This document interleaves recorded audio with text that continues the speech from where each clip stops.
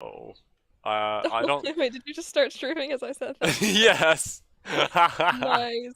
Hey, get off of my DMs, EA. Your DMs? Oh, I am on your DMs. I'm Don't sorry. do that. I'm so sorry. I didn't even realize that that was on the screen, honestly. I apologize very much so. Very much apologies has been given. Okay, Um, let me. let me whip. Wait. Let me nay nay. Yes. Wait, Uh, I always have to get to my thing and re-put the thumbnail because it's never gonna be there. Oh yeah, I should probably pull up the chat. That would be smart. I'm dumb. I'm bad at life. I'm so sorry. Them dragon boys do be falling.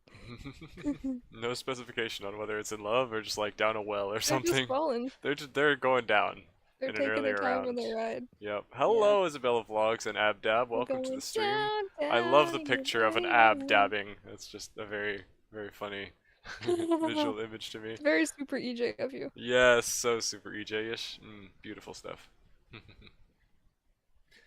um, let's see. Oh, by the way, when Megan was at my house last night, she saw my desktop, and I was like, oh no, what?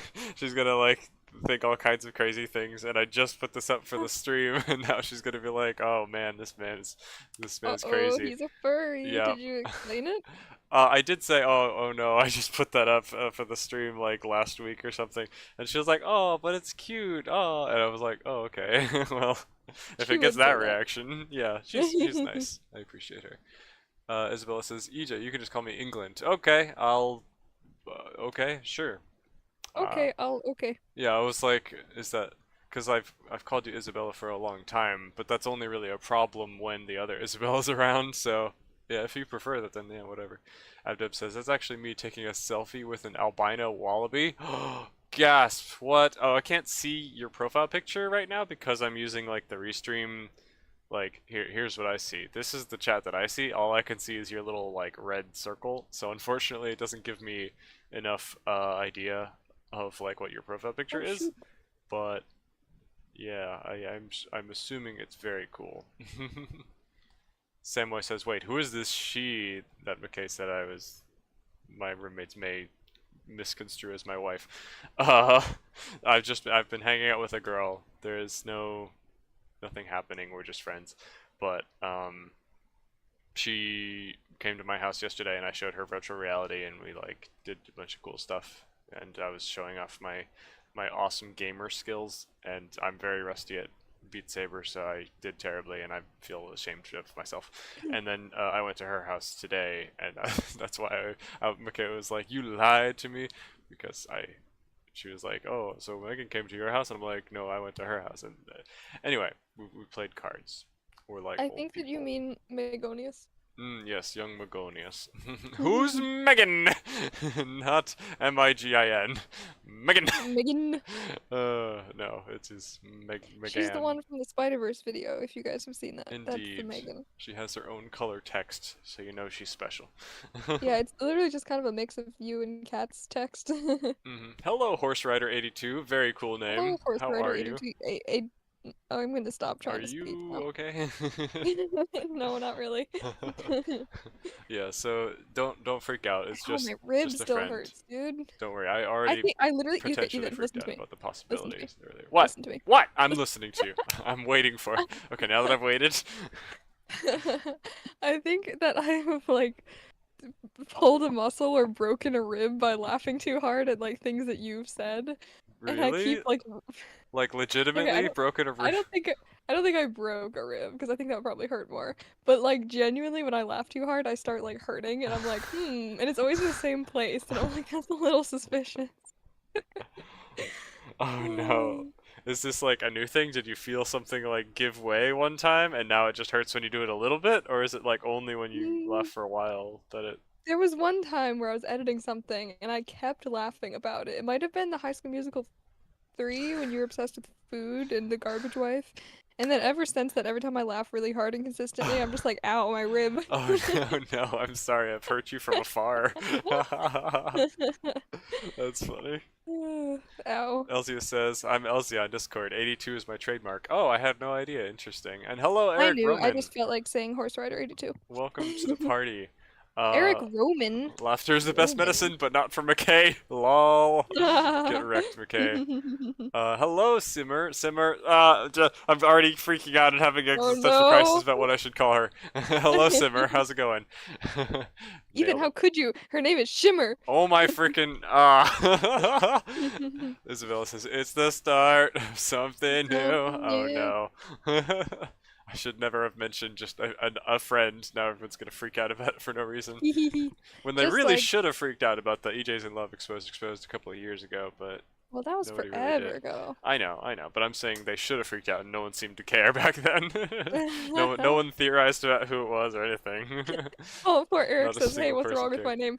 I don't know. It's just like Nothing. Eric Roman. It just sounds. It's like It sounds it's cool to almost me. I it's like it. almost Romanoff, but it's not.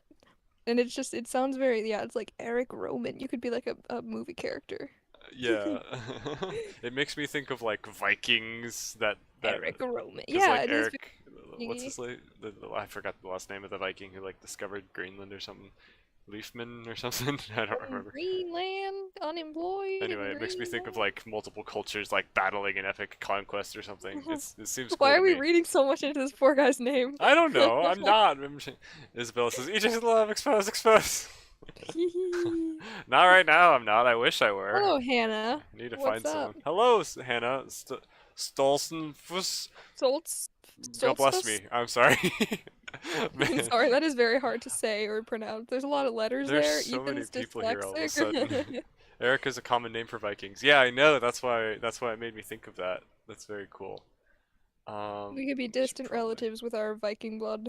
I mighty. That's not That was a Viking. pirate. Well, it's kind of. I don't know. Scottish. Hey, I. Elzia says your art is cute on your little screen. Thank See, you. girls like it. Yay! I'm glad. Thank you. I mean, it was a girl who made it, so that does make sense. Joycey See, made it way Elzia, back in the these day. are his little characters, Malthus and Saphira. And Saphira tried to murder Malthus when they first met, and then they got married. Yeah, That's how it that works. pretty much sums it up right there. No in between, just murder and then Nope, marriage. just murder to marriage. Yep. It's like Precisely. the kiss, marry, kill, except just skip a few steps. Ella says, what? Let's see. Where have I? Horse Rider says, oh yeah, I remember you talking about that. Yeah, I was telling her how we have weirdly similar Womp. ideas when it comes to writing like romance stories of like the exact same plot points happening. What is this untitled story draft? Where did this come from? Oh boy, oh, what is that? I have no idea. I think I may It's have just the created same this by thing, but accident. It looks like a glitch. I don't know. It should not exist, I'll tell you that. I bet it's a secret. It's probably no, not a sea carrot. It's just a glitch, I guess. How do I delete this? It should not exist. There's nothing in it. Hey, look, the Kyle story on your reading list. I'm pretty sure there's nothing in it. Yeah, there's nothing in it. You've reached the Abdab end of says, my punishment. 5-year-old brother says hi to everyone. His name is John. Hi, Hello, John. John. How's it going? I hope you're having a Oh, that's so cute. A fantabulous little day. 5-year-old named John. He's such a sophisticated young It's man. little John. Oh, little John. How do I delete this? Okay, that's an issue for another day. For now, let's just read. We left off at the halfway point, I believe. Chapter 8, I think? Elzia says, wow, I can't wait until someone tries to kill me so I can fall in love with them. Exactly. Oh my See? gosh. Well, Well, I no, you're think the other woman, so way you have to try to kill around. the man. Yeah, exactly. Otherwise it's just abuse against women, and we can't have that because we all know No, that no, no. domestic abuse one way is allowed, but the other way is definitely not allowed. Yeah, that's exactly how it It's works. definitely not like either way is bad. Also, guys, I told Ethan that I went through my old writing works Oh and I picked out some boy. things that were allowed to read on stream, so we Oh. might like intersperse them with Ethan's story because mine, well, there's some that are like a little bit longer than the others. That was so non-descriptive, but all of mine are pretty Longer. short because I would quit after a while, so the longest one is like 12 Google Doc pages and that's all. So you're saying we should read one of those before we get back into this? There's one that's really short if we wanted to start with that one. Is it the one that you already sent me that I still haven't read yet, No, or a different one? it's not that one. This one's Okay. literally like a page and a half, and it's a Percy Jackson one. Okay. How do I find it? I guess I'll have to share it with you on Whoa. Google Docs. Let's see. Hello, Do you know Ella what? Birnbaum. Whoa, that's a cool name. So many people arriving with cool names. Oh, see ya, Abdab. Have a good one. Oh, bye. People are arriving and disappearing. Amazing. Did I just see Kyle? Yes, you saw Kyle in McKay's story. That she was writing way, way back in the day. Let's see if I can find that. Kablank. Uh, yes. Okay, wow, you got so many views on that. That's so On funny. what? On the Chronicles of Kyle that you started. Oh, I don't know why. Oh, good stuff. I love the the Photoshop work too. Just getting Thanos snapped. Well, thank you to yourself. Oh, what the frick? How do okay. I know, I'm just laughing at the concept of it. It's decently Concept of a executed. horse. Whoa. Is everyone else on Okay. Michaela's channel chatting? I really don't know. I can't see it. All I see is that there's chat, not I don't really know which one. If a girl hits you, she likes you because you definitely won't be in an abusive relationship after. Exactly. Oh, yup. Don't listen to us, guys. Yikes. Red flags. Yeah, I sent you the link to my very short Percy Jackson fanfic. This one was probably written in like 2018. I really don't know, question mark. Mm-hmm. And it's very short, as you can see. Mm-hmm. And I, I was trying to write in like the tone of Percy Jackson, as you'll see. So I don't know. Mm-hmm. You can Good start stuff. reading if you want, because I feel like that's less awkward. When did you say when this was made? 2018? I think I really don't know because I don't think I wrote it originally on Google Docs, so whatever date that says is probably not right. Did I put a date at the bottom? No, I didn't. Some of them I If you did. know who tries to kill you, run. Who is you know who? Is this Voldemort? Is this Wait, Erica? what? Gwen? I'm not sure. I'm not sure who this you know who is. uh, Elzia says, "Is this the one with Leo? I feel like you might have shown this one." No, I'm not showing the one with Leo because that's a little too cringe. We're not doing that one. Alright, I'm excited. Let's read some old McKay fan fiction cringe. Or maybe not Okay, cringe. We'll I'm find a out. little scared, but also not really because this one's so short that it can't Silly. possibly be bad or that bad 100%. at least. Mhm. After 3 hours of walking, I finally made it to my favorite spot. Is it a male or a female? Should I It's a like... female. Okay. After 3 hours of walking, I finally made it to my favorite spot. It was pretty far away, but it was worth it. The park was beautiful, and I liked watching the ships go in and out of the Charleston harbor. I'd often thought about what would happen if I somehow boarded one of those boats, I mean whales, and sailed far away from the institution, capitalization. The idea of leaving Institution. and leaving and starting a new life was tempting, but I knew the police would catch me eventually. They always did. They always did.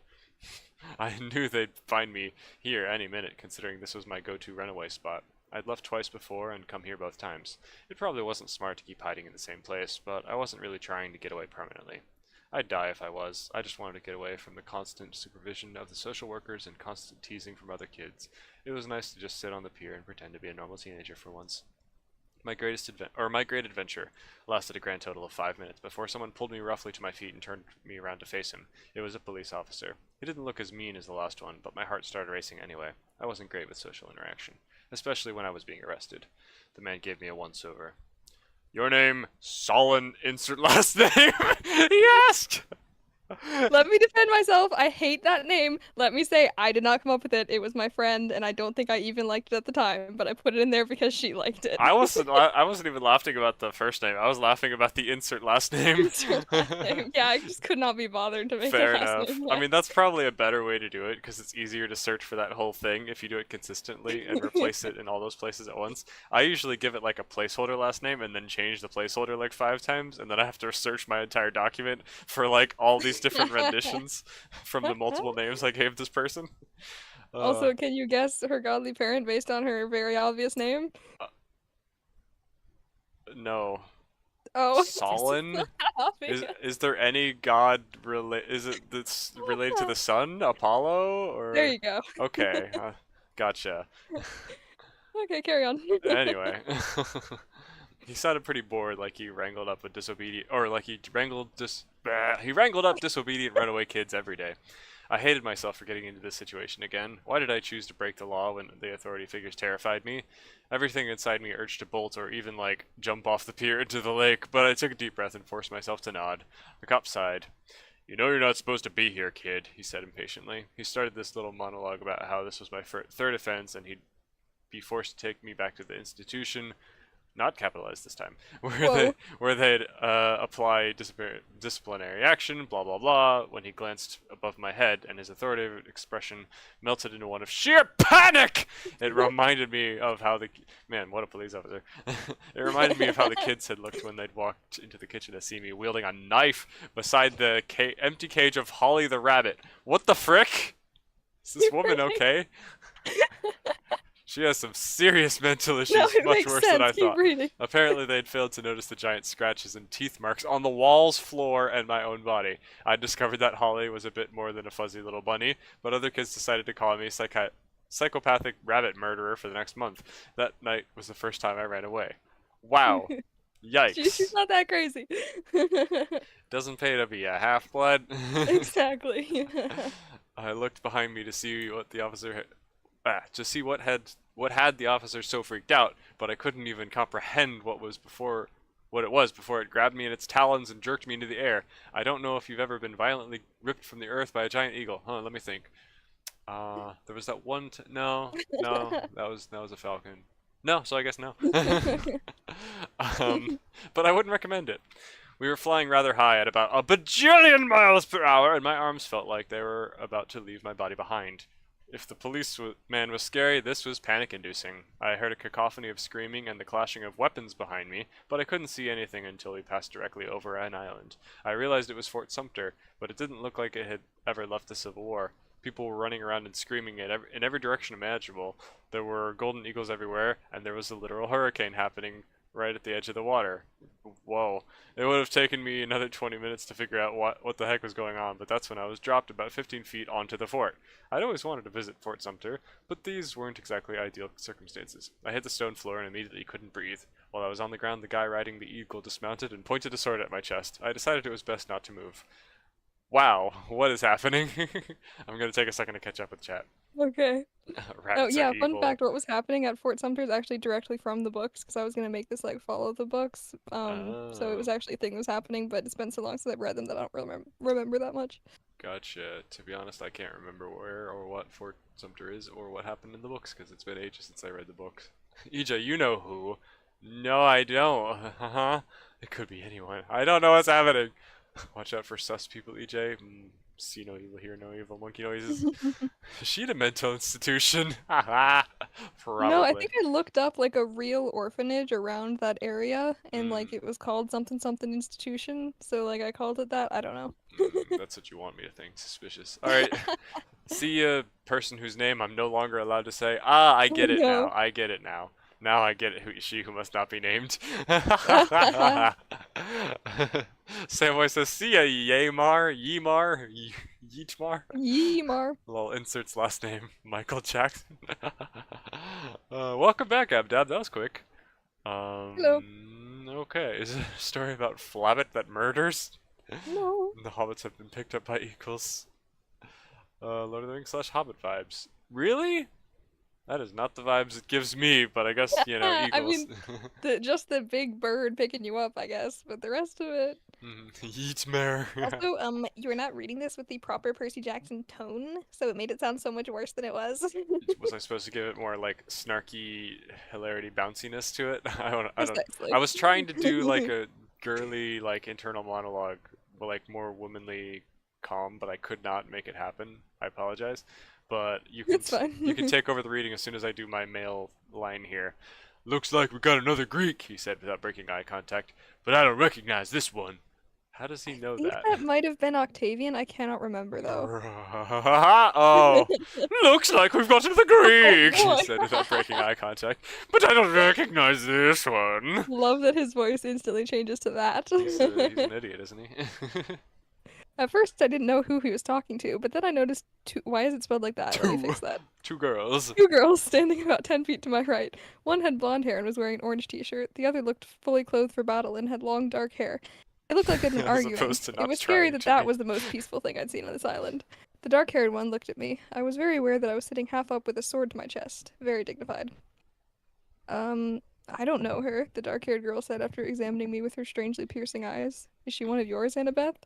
The blonde looked at me quizzically. Never seen her before. Sword guy? She's got to be Greek if the eagle smelled her, sword guy commented. The girl who I assumed was some sort of leader looked at me with a mixture of concern and resignation. If she is a Greek, my people will kill her. As if on cue, a voice shrieked, Kill "Kill them! Kill them all! them!" That wasn't reassuring. Take her and go, the girl decided. Annabeth Chase, when we meet again, we will be enemies on the field of battle. That's Raina, by the way. With that slightly Okay. ominous statement, she turned and walked away. She beckoned Sword Guy to follow her, and to my relief, he put away his sword and left me with nothing but a cold sneer. Bye! Annabeth did Sorry. Annabeth didn't miss a beat.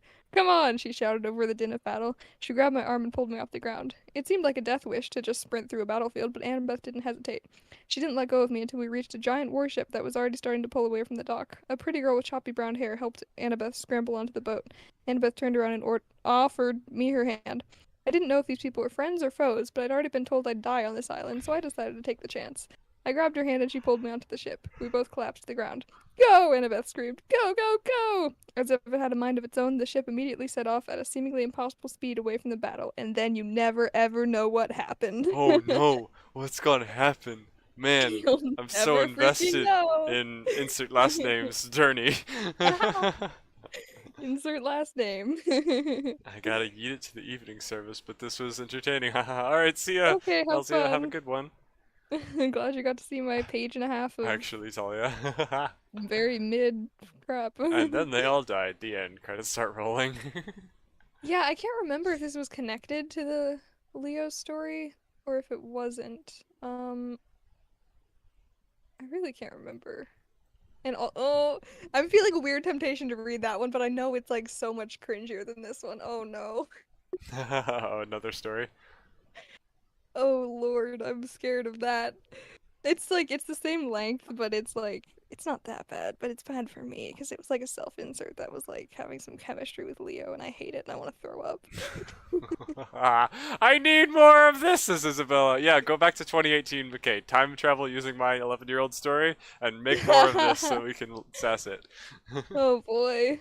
Well, there is the one that might have been connected, question mark. I just know that the Oh. the main character was still a child of Apollo, but I cannot remember if these two were actually the same story or if they were a different one. I genuinely don't know. So yeah, I guess McKay has talked about in the past how she's often written like the starts of stories, but doesn't like go too far with them. So she's got a lot of like snippets, but not a whole lot of like long things like I had.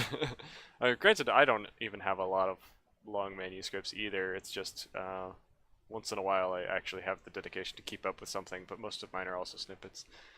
I've been Um, wanting to write lately, so I might do Me something too. lately, We but should do something this together. Imagine.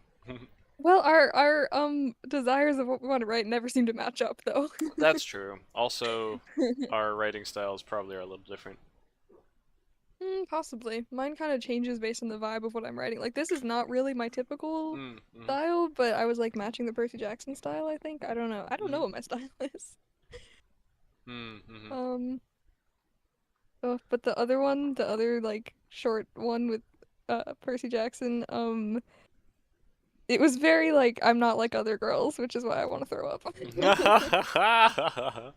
Well, this is funny. I enjoyed this small bit. Thank you for sharing it with us.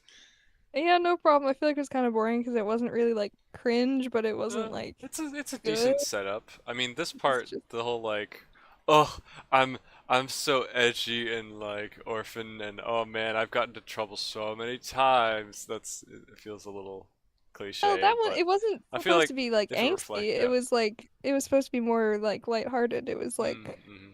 Yeah. I didn't I mean I personally didn't read it as like super angsty. The other one was worse. Yeah, I mean, it wasn't so much angsty. It just felt a little, I guess, like it was trying to be too cliche. So maybe like It's five. very basic Percy Jackson teenager. Yeah, I don't know, like maybe 5% more like depth instead of just like treating it all flippantly and kind of glossing over it may have made me care more, but as it was, I just kind of was like, Yeah, it was I very get it. quick to get her Move yeeted into there. on. Yeah. And then the eagle, that was very out of nowhere. I wonder what the cop saw through the mist. He's just like, "Excuse me, what? This Yeah, child I don't just know. got picked up by a helicopter?"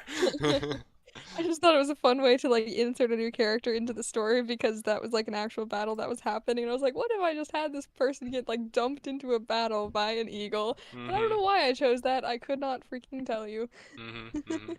I probably just needed a reason to add another half-blood to the seven that were on the quest without like them just wanting her to come along because that would be very Mary Sue-ish if they just found this half-blood and they're like, oh, come along with us. So it had to be like she was forced to come with them or she would freaking die. Mhm. Hello, Myth Moss. Welcome to the stream. Your name is awesome. Hello. Uh, if you ate blue chocolate chip cookies, it has a chance to make you blue dabbity wabbity. Oh no. What the heck? Mhm. That makes sense. Yeah. Can't argue with that kind of logic. Isabella says, I love both your stories. I need to watch the past streams to understand EJ's story. Oh yeah, yeah. So I guess if you've missed the past 7 chapters of this story that we're reading, basically this is told from the perspective of Saphira, who is well, a blue dragonborn. You can see her here on my desktop. Uh, she's like 7 feet tall, I think. So dragonborn are bigger than humans, and there's a big old battle happening at her hometown. Basically, the government of the area has been a little oppressive, and the people of the town have not been happy about it, and a revolution broke out, and it didn't go so well for the revolutionaries, who are now mostly dead. And Saphira was one of the few survivors who didn't get killed, even though she's very against the magistrate and very upset about anyone who dares try to um, resist or like fight with the magistrate. Anyway, she met this guy, the yellow dude, um, by him like trying to bring peace and stop everyone from killing each other. And she was like, "Bruh, how dare you stop the citizens from fighting the magistrate?" And like tried to stab him and kill him. That's how they met, trying to kill him and stab him. Great way to meet. Anyway, long story short, they've been trying to escape the city at this point together, and they found a child, and they have been transporting the child to safety. Saphira got a little hurt several Her times. rib cage got crushed, you know, Yeah, that's how it is. and then she kind of had like a little bit of a rage attack, not really a panic attack, more of just like extreme anger, and Oh, that was enough to like push her over the edge with the broken rib part, and she just kind of passed out in the last chapter. Um, as far as I Hi, know, Silver. yeah, they've She escaped. says, Oh, sorry, go ahead. Silver says, I am disappointed. Nobody told me this was happening earlier. I'd be Sorry. dismayed and betrayed. I put it on my Discord. You can't blame I'm me. sorry. I'm Silver, sorry. Silver, you missed reading my short, not very good Percy Jackson fanfic from like 5 years ago. Silver says, "EA, do you want your surprise?" I have a Oh surprise. yeah, she has a surprise. I What? forgot to tell you. What is this surprise? I'm Hello, I'm fish. so excited. I love surprises, You should be excited. unless they're I terrible haven't seen it surprises. yet, but you told me what it was. Yes, welcome, fish. Isabella says, "I see her kissing the other character on the screen. Is it a ship? It is a ship.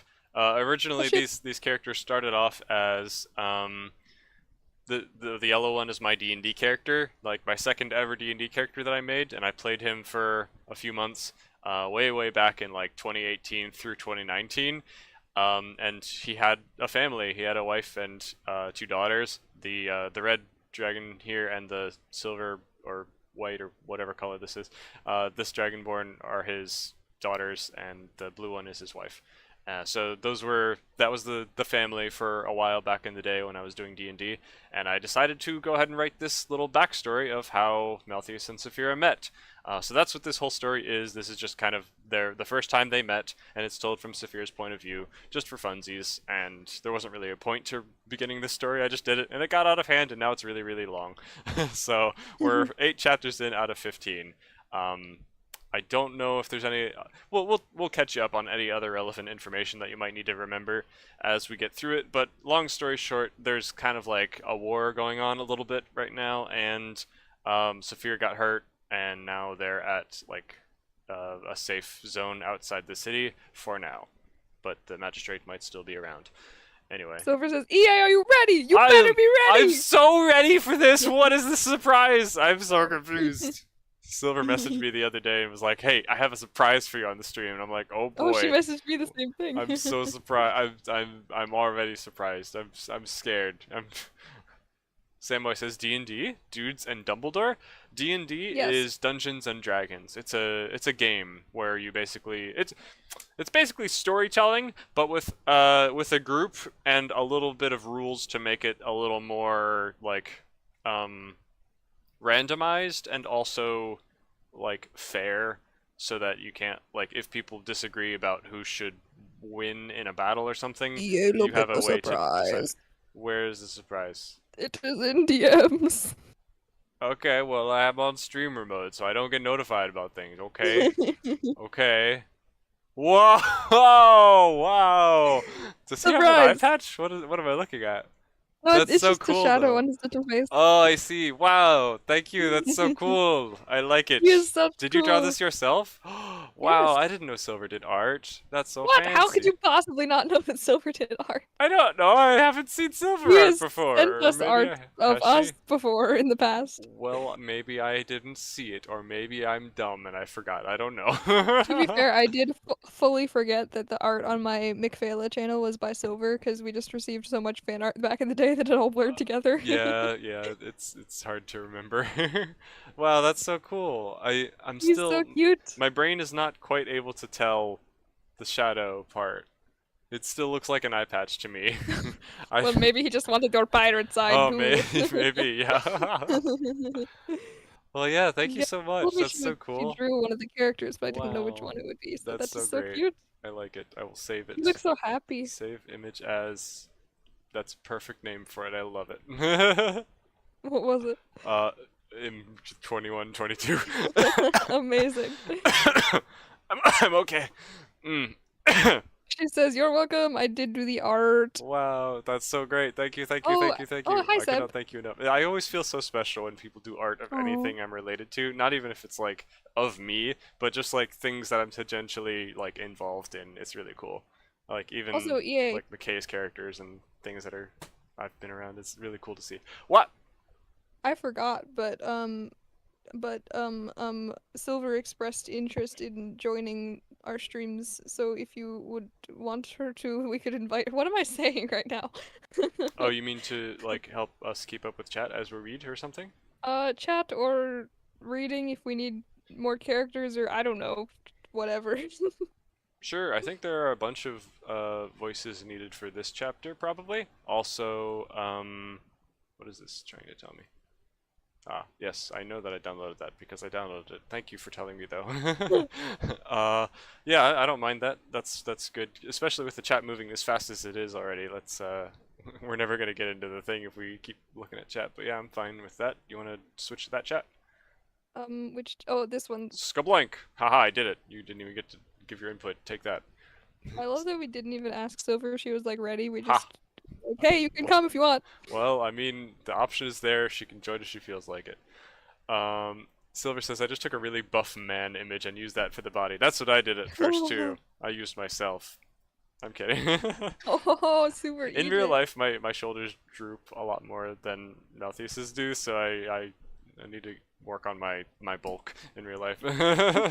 Oh well, that's what I've got weights for. Chat moving too fast, suffering from success. Thanks, Seb. Anyway, hi Seb, welcome to the vibe. Welcome to Invite the vibe. Reform Orthodox Rabbi Bill Clinton. What? What? Huh? Huh? Abdab says we started choking at the same time. EA. Oh no. We're linked somehow. Beautiful Look up, art, she says says Isabella it looks Vlogs. skinny. Yay, they approve of your art too. Who's she, Eric? My second is D&D saying you look character was skinny? a dragonborn named Metallica. Whoa, that's cool. Okay. Anyway, reunion chapter 8. We'll never get into it if we don't go ahead and start. So, McKay, would you like to begin? Okay. Saphira's eyes fluttered open, putting her face to face with the ceiling of a drooping leather tarp of Ethan's drooping shoulders. No! Oh, rude. Dimly lit by the flickering light of a dying fire. Rain continued to pour down on the outside of the hastily pitched tent, with thunder rumbling ominously in the distance. And there was a strange burning sensation in Saphira's throat, as though she had just swallowed an entire spice cabinet full of different herbs. Oh She my gasped and goodness! sat up, putting a hand to her tingling neck as though to scratch away the strange taste.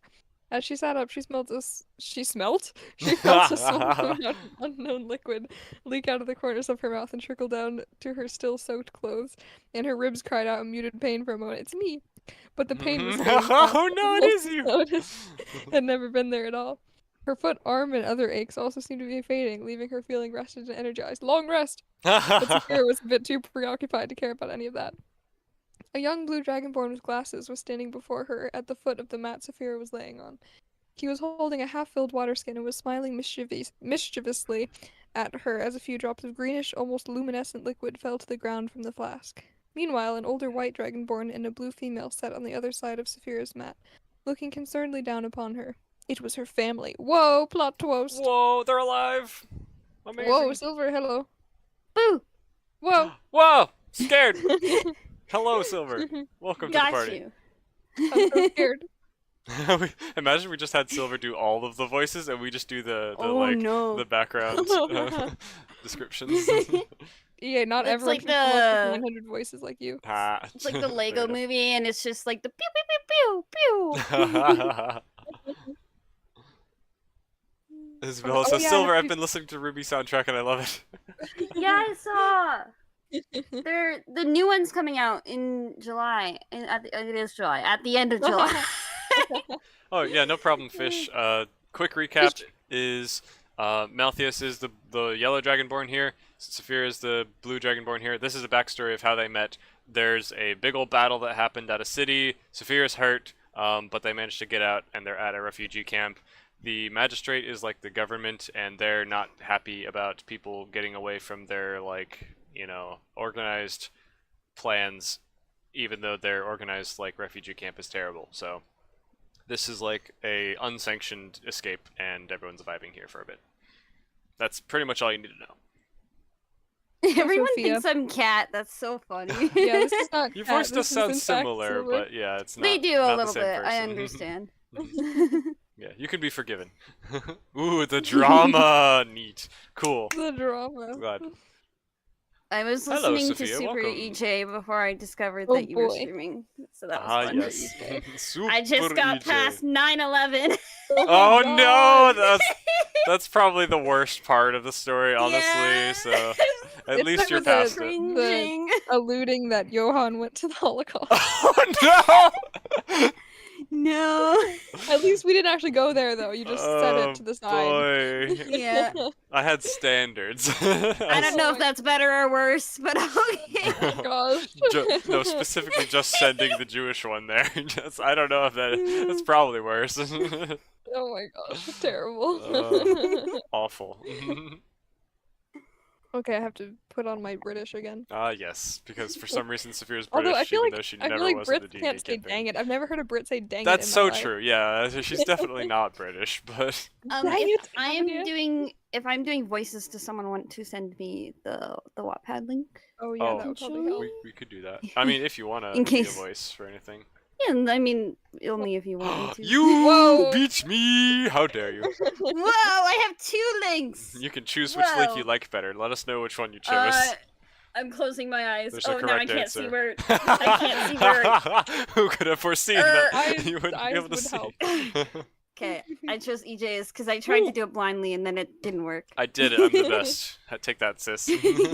Oh no, I Get feel wrecked. so rejected. We're on chapter 8, by the way. We're like 8? 2 paragraphs Yes. in. Oh, 8. okay. Okay, you can be whoever Avnir is. I don't know who that is. Brother, maybe? I Yes, don't know. it's her brother. Okay. Your mom. Oh! Oh, I also discovered that I was Saphira's father, so there's Oh, that. yeah, You are Saphira's father? How? What? Huh? Yeah. I watched the last stream, and apparently I'm Saphira's father. I don't know. When did this I thought happen? that was a joke. We were talking about the colors, and Oh. you said Saphira's father is silver. Oh yeah, did it mention that in this last paragraph? No. I think it was the last chapter. An older white dragonborn and a blue female. Ah, so it's white, not silver, but very Oh, close. not Close enough. silver, oh no. Close enough. Ah, nah. Guess my parenthood will have to wait. Oh, no. It's okay. You could be my daughter instead, because one of Meltheus's daughters is silver, I think. Doomed to be the daughter of a main character yet again.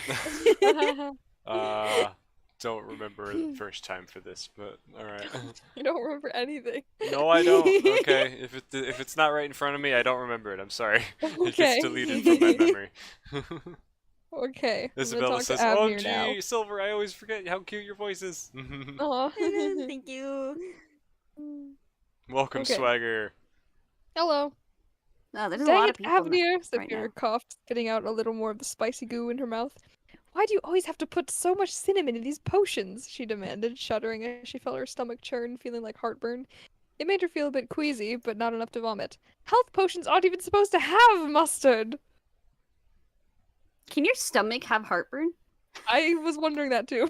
Well, what heartburn is acid from your stomach Yeah. getting up into your esophagus. So, I mean, it's not actually your heart burning. Yeah, true. Yes. Would you like to be Avner's voice, Silver, or should I do it? I know you're on chat duty, but yeah, whatever you want.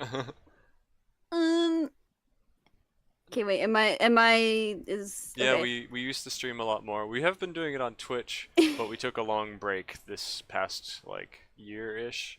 But now we're reinvigorated. We were kind of burnt out at first. Mm-hmm. Am I a man? If you want I to be. think I'm a man. I think you are, Hey, man. aren't I allowed to take some creative liberty with my draughts? Mhm. Drots. Draughts. Okay. The young blue dragonborn responded, casually closing the top of its water skin with a smirk. How else would we discover new things? I'd hardly call your sick experiments discoveries. You just want to make me suffer. Saphira accused him with a glare. Avnir shrugged cheerfully and slung the strap of water skin over his shoulder. Classic brothers, Saphira sighed annoyedly, almost sounding like a low growl before she was interrupted by her own involuntary hiccup. Avnir laughed in the background as the older blue female dragonborn spoke. Who's going to be the older blue female dragonborn? I can't do girl voices. I pick Silver. I'm doing a man voice. You can do a girl. Oh my gosh! Thank goodness you're alright. We were so worried Wait, no, about no. you. Ethan, you have to do it British. So I that the am. only thing It is coming out of slightly your mouth- British. Oh, so that the only thing coming out of your mouth would be a spot. A spot, bada. No. Reference to the video that McKay That's posted today. great. If you haven't seen I love that you it. said that, and then you're just like, what did I just say? I watched that earlier, so I understand. I don't even remember what I was trying to say. It was so funny. It's just all I like I the same spot a syllable. spot of bother or something. I don't know. I pot a spot of bother. It was so good. Anyway, continue. Thank goodness you're alright. We were so worried about you, she said, holding Saphira's hand comfortingly. Saphira looked to her with a smile, trying to ignore her complaining stomach. It's great to see you too. I thought you guys were gone, Saphira faltered, reaching forward to hug her parents. Her father, the white dragonborn, not silver, enveloped Saphira in another in a tight embrace. It was the best hug Saphira had ever experienced. Whoa. She could scarcely believe it. Her family was alive after all, and they were all here. Words could not do justice to the feeling of seeing them again after nearly a week of thinking they were gone. The anxious worry she'd been holding in the back of her mind began to melt away along with the need for revenge on the magistrate. Instead, peace and contentment took their place, letting her feel truly at ease for the first time in days. And then it was all a dream, and she died. That would be if this was Oh, Disney. just like my dream. Parents always die in Disney. This clearly True. isn't Disney. She tried to soak in every detail of this moment so she would remember it forever. The cozy fire, the smell of family, the smell of family, the tight embrace. Wet family. Of course. Not all of Oh, the details were no. comfortable, like the horrendous taste still burning her throat or the feeling of her drenched clothes sticking to her scales. But still, the moment was perfect, almost like a dream. It was! Was this too good to be true? Oh no, you're calling it now. I'm not dead, am I? Saphira asked lightly, trying to quell the tears welling up in her eyes. Her father laughed, gently releasing them from the embrace. Who's the father? I guess Is it I'll me, be. since Bro, are we all doing something? Why? Why are we doing this to ourselves? you have to be a woman and we have to be men? Great. What does he sound like? He's old, apparently. Or older. No, no. Oh my You gosh, he's like a grandfather! very old. You gave it a good effort, though. He chuckled, patting her on the back. Yup, thank goodness your brother is a druggie, huh? Oh no. Oh, After he's turning and walking out of the tent, causing the small fire on the ground to flicker wildly. Oh no, the camp's gonna set on fire! And Oh, send the Oh tents no! of How shadows dare you across put the fire in a building. Is that lady from TDP here? Somewhere? camp? Saphira frowned after him in confusion as he left the dim tent and returned to the rain outside. What do you mean? Why did I even need a health potion? Saphira questioned. Her parents exchanged a worried glance before replying.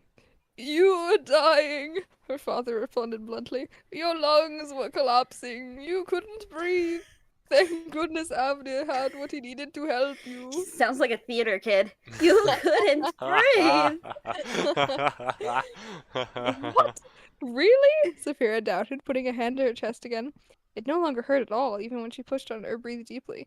All trace of I almost said Strom, like Stromfrog. Had been Pretty erased. sire. Of course, now her esophagus felt like she downed a bottle of hot sauce, but that was another issue entirely. Sure, me would approve. Yes, that's why we were so worried. But you're okay now. We're all safe now. Saphira's mother breathed in relief, hugging Saphira once more. Sorry to worry you, Saphira apologized, hugging back and feeling her mother shaking slightly. What happened to you anyway? Her father wondered. The young man who brought you in said you just collapsed in the forest. Oh, Saphira looked down for a moment, not eager to relieve the tale of her crushing defeat. She remained silent for a moment, trying to find the words to say as her mother pulled away to look at her face. He said it might have been his fault, her father offered, perhaps trying to jog her memory. He says he tried to catch you so you wouldn't land on that baby? He stroked his chin, frowning as he tried to recall. Saphira's ears perked up upon hearing the mention of the baby. That's right, she had been falling on her back, and Rowan had been in her backpack. Where is he? Saphira suddenly asked in concern, looking up at her father, who seemed surprised. The young man, out there somewhere, her father replied, gesturing to the exit of the tent. I meant the baby, Saphira corrected him impatiently. Get wrecked, Malthus. Oh, I think the young man still has him, he replied in confusion. Do you know if he's alright? She asked, giving a strange mix of a groan and a burp as she began to climb to her feet. Whoa! Her father reached forward, so stop her from standing. Avner says you should take at least an hour or two to rest before you try to do any physical activity. Oh, give me a break. He's an, how do you say this? Apothecary, is that right? Yes. Yep. I think Apothecary, so. not a doctor. Saphira rolled her eyes, pushing off her father's hands. Please, Saphira, we just want to make sure you're okay. Oh, sorry, that was the mother. Please, Saphira, we I'm just so want used to to make sure talking to you're myself okay. there. Her mother offered with a pleading expression, also trying to keep Saphira lying down. Saphira sighed, but stopped struggling for a moment. Her ribs felt fine. Everything felt fine, except for her mildly gurgling stomach. She just wanted to check on Rowan. It wasn't like she was about to do push-ups or cartwheels. How about this? You tell us what you've been up to for the past few days, and then I will find that young man and the baby for you, her father offered. Saphira considered for a moment, looking into her father's silver eyes. To be fair, Ah! Gasp! all she had wanted to do Cameo!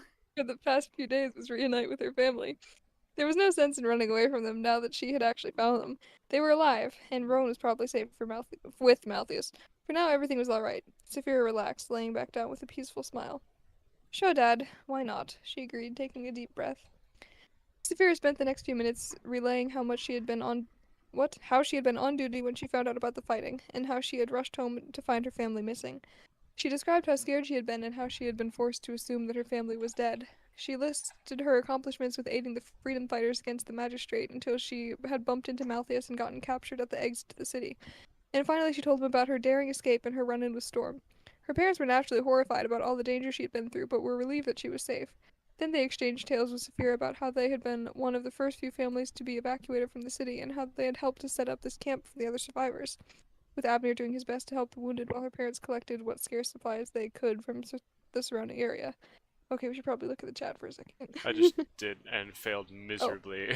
Samuel was just Okay. like, "Do you know any other words that start with MT other than dreamt?" And I was like, "Oh, like leapt or any other word that ends with that same tense." And I was like, "Wait, I'm stupid."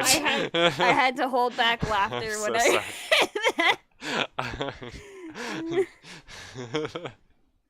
I yes, words could not describe. The best loophole for a writer who does not have words to describe something. I'll be back in a bit playing Arm Wrestle Simulator Deluxe Edition. Oh. Did I- What does that mean? What makes it Deluxe Edition? I need to know. Okay, you got the T part right. I didn't say anything. What? That was Ethan who was being a fool. Well, it was on your channel as well because of the restream thing. So on your channel, they would think it was you. On my channel, they would think it was me. I didn't Yeah, for a type second there, that. I had to think, how's Mickey typing and reading at the same time? And then I oh, know. it's That probably a cool. stream thing. Mm. Yeah, I guess there isn't any other word that I can think of. I'm sure there are words. I just can't think of them right I know now. there's a rhyming site. Hold on. Mm. True, but rhyme wouldn't necessarily prioritize things. That I end mean, with it helps with ending words. Dreamt, because the only thing I could think of is like NT words and not MT words. Yeah.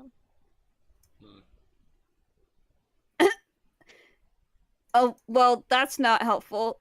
Yeah, it's giving me mostly NT words, Yeah. which is what I expected. Exempt. That's close. Yeah. Yeah, dreamt still sounds like it has a It, P. but it does doesn't. sound like it has a P. Weird. We English have makes to do no the sense. science. You know, Russian is kind of easier than English because they just like leave out some words. Like if you're asking like, oh, Oh. is something there? You don't even like you just cut out words. You just say like object there question mark. It's like really easy. Apparently, there's only a few words according to this one weird website, and all of them have dreamt in it. Yeah. That's why I was like, this isn't helpful. Nice. Okay, who's speaking? I Oh, don't know. Mother. Where are we? Is things have been pretty quiet in the valley? Is that the last? Yes. Okay, cool. Yes. Things have been pretty quiet around the valley for a few days, though. We were waiting to see if any other survivors were on their way, but from what you've told us, it sounds like no one else is coming. Saphira's mother concluded uncertainly, looking up to her husband for his opinion. Yes, he agreed, Oh my sighing sadly. gosh. You I hate don't his like voice. his voice? I hate his voice. I love it. It's Love great. roasting. He's like giving sage old wisdom. Yeah, or he's something. he's like 85 or something. He's gonna start going. Oh, Wizard's drunk. we couldn't have waited much longer anyway, with the scant game around here. So, she elbowed her husband gently. Trinity Hills, then? Well, our bookshop isn't going to build itself, he beamed in return. Saphira raised an eyebrow, an amused smirk spreading across her face. You want to build a bookshop? Saphira chuckled. Yes! Alphalos and Isabel's finest bookshop in the realm, he cried. Why does she have such a normal name, Isabel?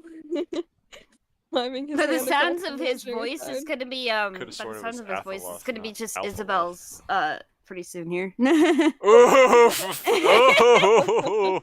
Yikes, just crossed it out on the sign. Yikes.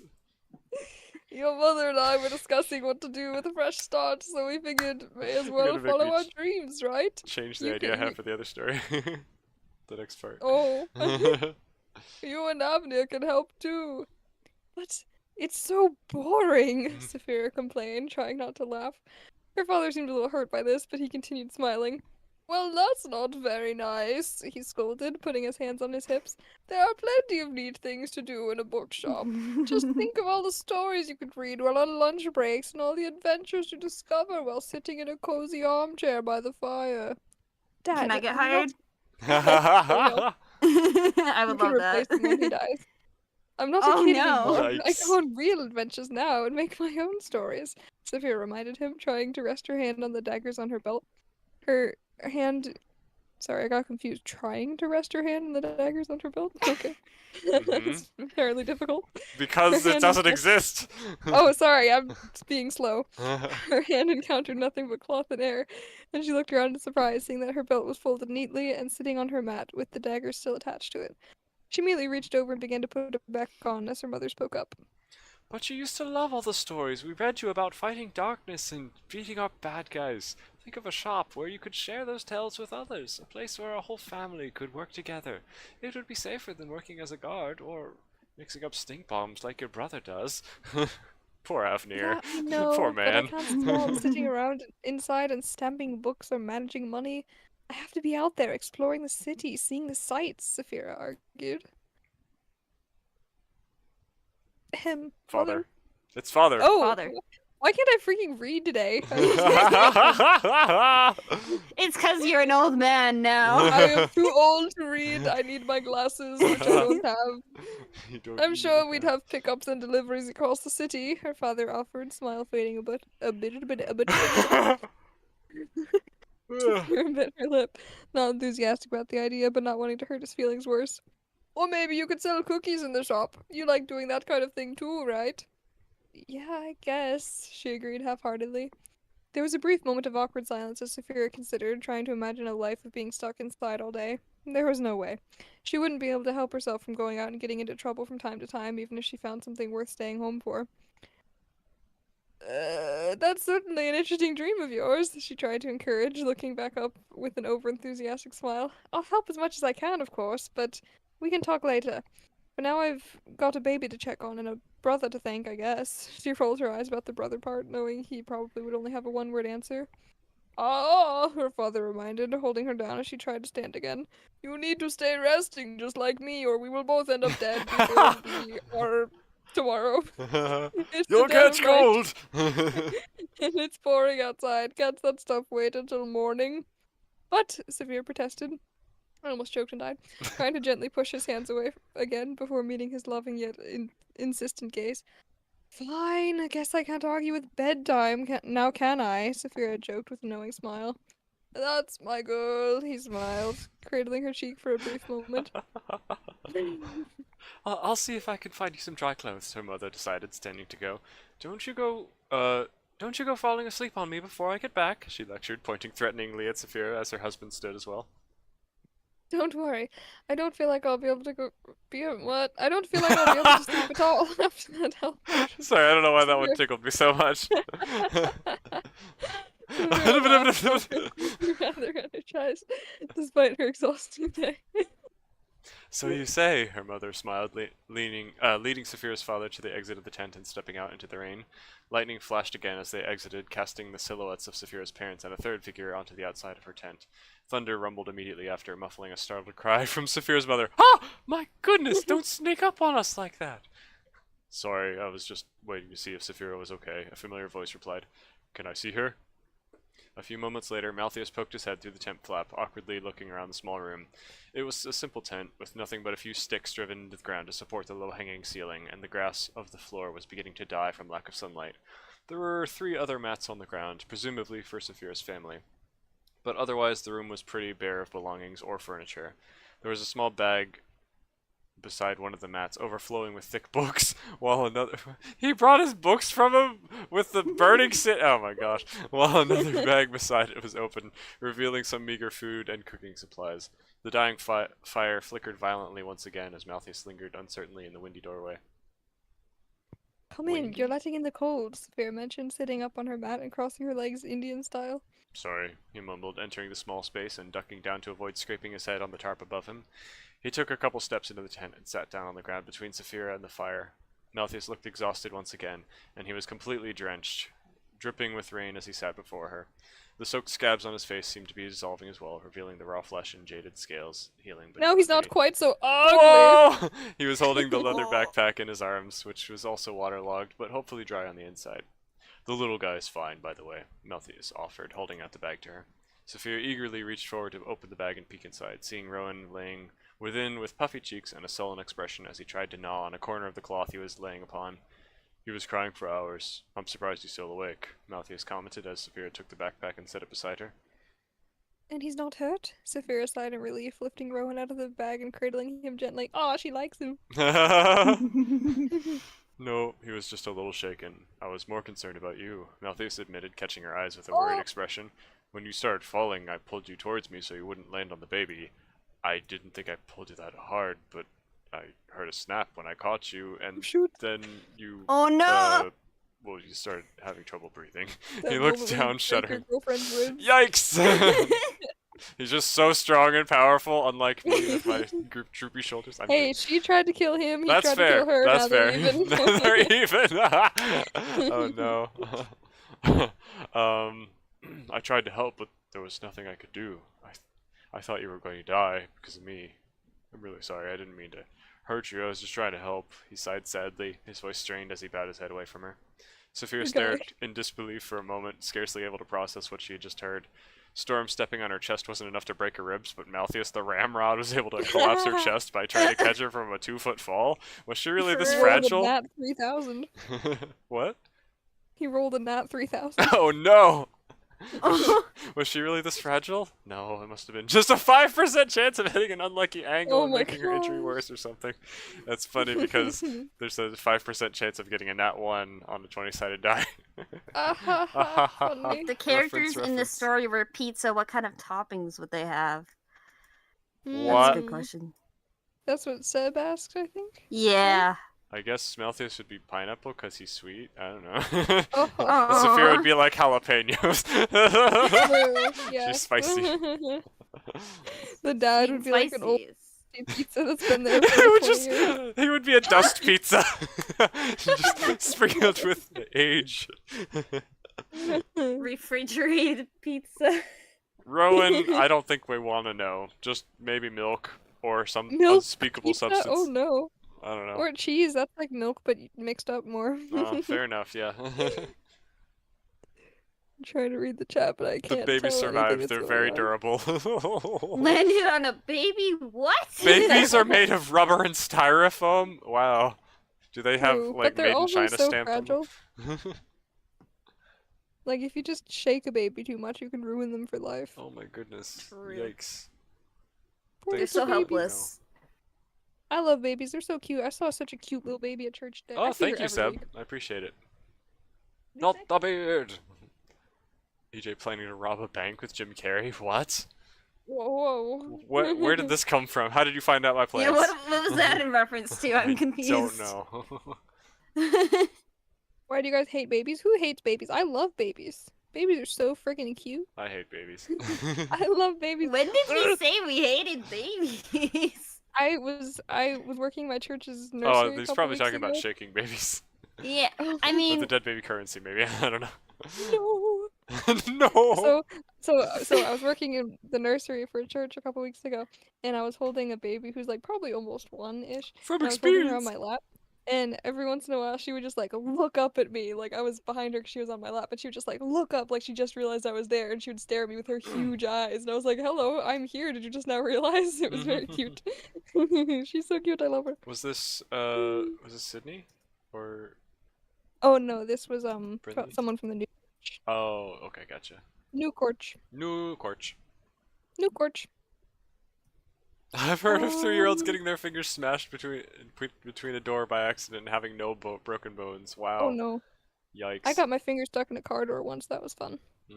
Children are made of like, yeah, you're really made of rubber, like you said.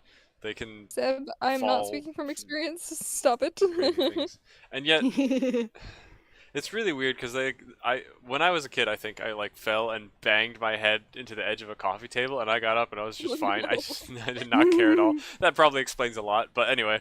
And then it's weird because sometimes kids can like fall and do the most crazy things, and you're like, oh my gosh, they are dead, and they're completely fine, and they don't even care or notice. And then other times they like fall 2 inches, and suddenly like their bones are shattered in 12 places, and you're like, how did this happen? You have no It's idea. just like it's cumulative, you know. Like once you have enough injuries, it just pushes you over. It's like Saphira, you know, her ribs cracked after being caught, even though she was already like injured, you know. I'm just imagining like Super Smash Bros. Like it builds up the percentage, and you can like get hit a million Exactly. times, but it's only that one Right, final thing yeah. that sends you flying. It's like how Aura and Ruby works. You hit Yeah, them, like and then it's that. just like one big hit and like done. Mm-hmm. Death. Yikes. Our babies like hamsters. We can drop them off a tree and they'll be fine. And no, the guinea pig was No, not the fine. guinea It pig died died. Yeah. Oh no. a couple days later, but it did in fact die. Yeah, I feel bad. A fish says, I ran straight into a fridge as a child Oh and was no. fine, but I have a scar from scraping my wrist Who with my own toenail when I was. who What? else has a chin scar from getting it cut on the bathtub after slipping and No. falling? How do you Not cut your me. chin on a 'Cause- bathtub? It's like round It, everywhere. no, cause like it was one of those ones with like glass. I don't know how Oh. exactly it happened, but like yeah, I've heard like my brothers had it happen No. exactly in the same spot. Everyone I've in heard your family has a chin scar? Yikes. no, it's just something that's pretty common. Just children slipping and falling and cutting their chins on bathrooms, like bathtubs. Mm, I have a scar interesting. on my foot from walking into a sword. I have a scar on my Walking into heel it. from. Where did you get? Where's the sword from? Okay, not really a sword. It was more. It was that elvish knife I had, and it was on my Oh. floor, and I walked into it. Oh. A letter opener, really. I walked stupidly in front of a wheelchair that my younger brother was pushing, and got my heel sliced up at Ooh, Disneyland. So that was fun. ouch. There was like a blood stain on the the sidewalk. Oh boy. Yeah, Wow. Magical land of Disney and blood. exactly. Left Wow. my mark. Sepsis. McKay fell on. Hmm? McKay fell on her sword. I did, in fact. Oh no. Sepsis, he killed a guinea pig with his bare hands once. I died of old age, I swear. How? Was that? How did that happen? Why, huh? Oh no. Well, I believe we left off at, Oh, accidents happen? yeah, yeah. It's okay. Accidents happen. Saphira smiled. I was already hurt. It wasn't your fault, she explained sympathetically. Malthus cautiously looked up to meet her gaze, still seeming sad. Yeah, I heard. He admitted. I'm sorry I wasn't there to help you fight that magistrate lady either. I shouldn't have left you on your own. Wait, how did you hear about that? Saphira questioned, narrowing her eyes. Because I've been waiting out here for who knows how long, wanting to make sure you were all right. Malthus gestured over his shoulder to the You exit to the didn't let tent him into the as a tent? large drop of water slid off the end of his You nose. really shunned him. Well, I don't know. Maybe he was like not wanting to interrupt the conversation to ask. I don't This know. is reminding me of that one Oh. scene in Avatar with Balto in the tent thing. Who is That's Balto? what it's reminding me of. The uncle or whatever, and how do I? Where's hello? Chat knows what I mean. Chat's gonna explain it. Oh, Chat, I you know what you're explain saying. it. Wait, maybe. Are you talking about when like Iroh was asleep and Zuko waited outside the tent for a million years? No, No? it was in like season 1 when Katara and Sokka found like their uncle or whatever, and then Aang was being all emo Oh. because Yeah, I he know what you mean. freaking That episode uh, made me yeah. frustrated. yeah, because it was very out of character, but yeah. He was being a little boy, wasn't he? I don't. Whoever remember this actually episode. means Avatar the Blue People, like For whoever real, means yeah. that. Whoever means that. Oof. Like that movie is not like discussable enough for people to bring it up in conversation. Mhm. Right?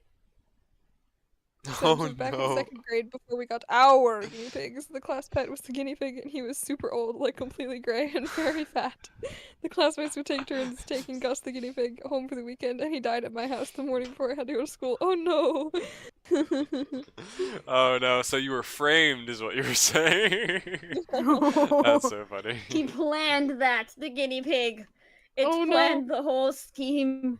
Fish says there's a theory that in season 3, Zuko never barges into a tent again after he walked in on Sokka. Oh, I Oh, forgot no. about that. That is fair enough. Could Oh, have been that's worse. traumatizing.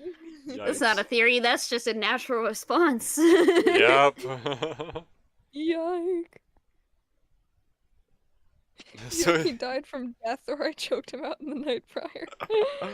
oh, that's funny.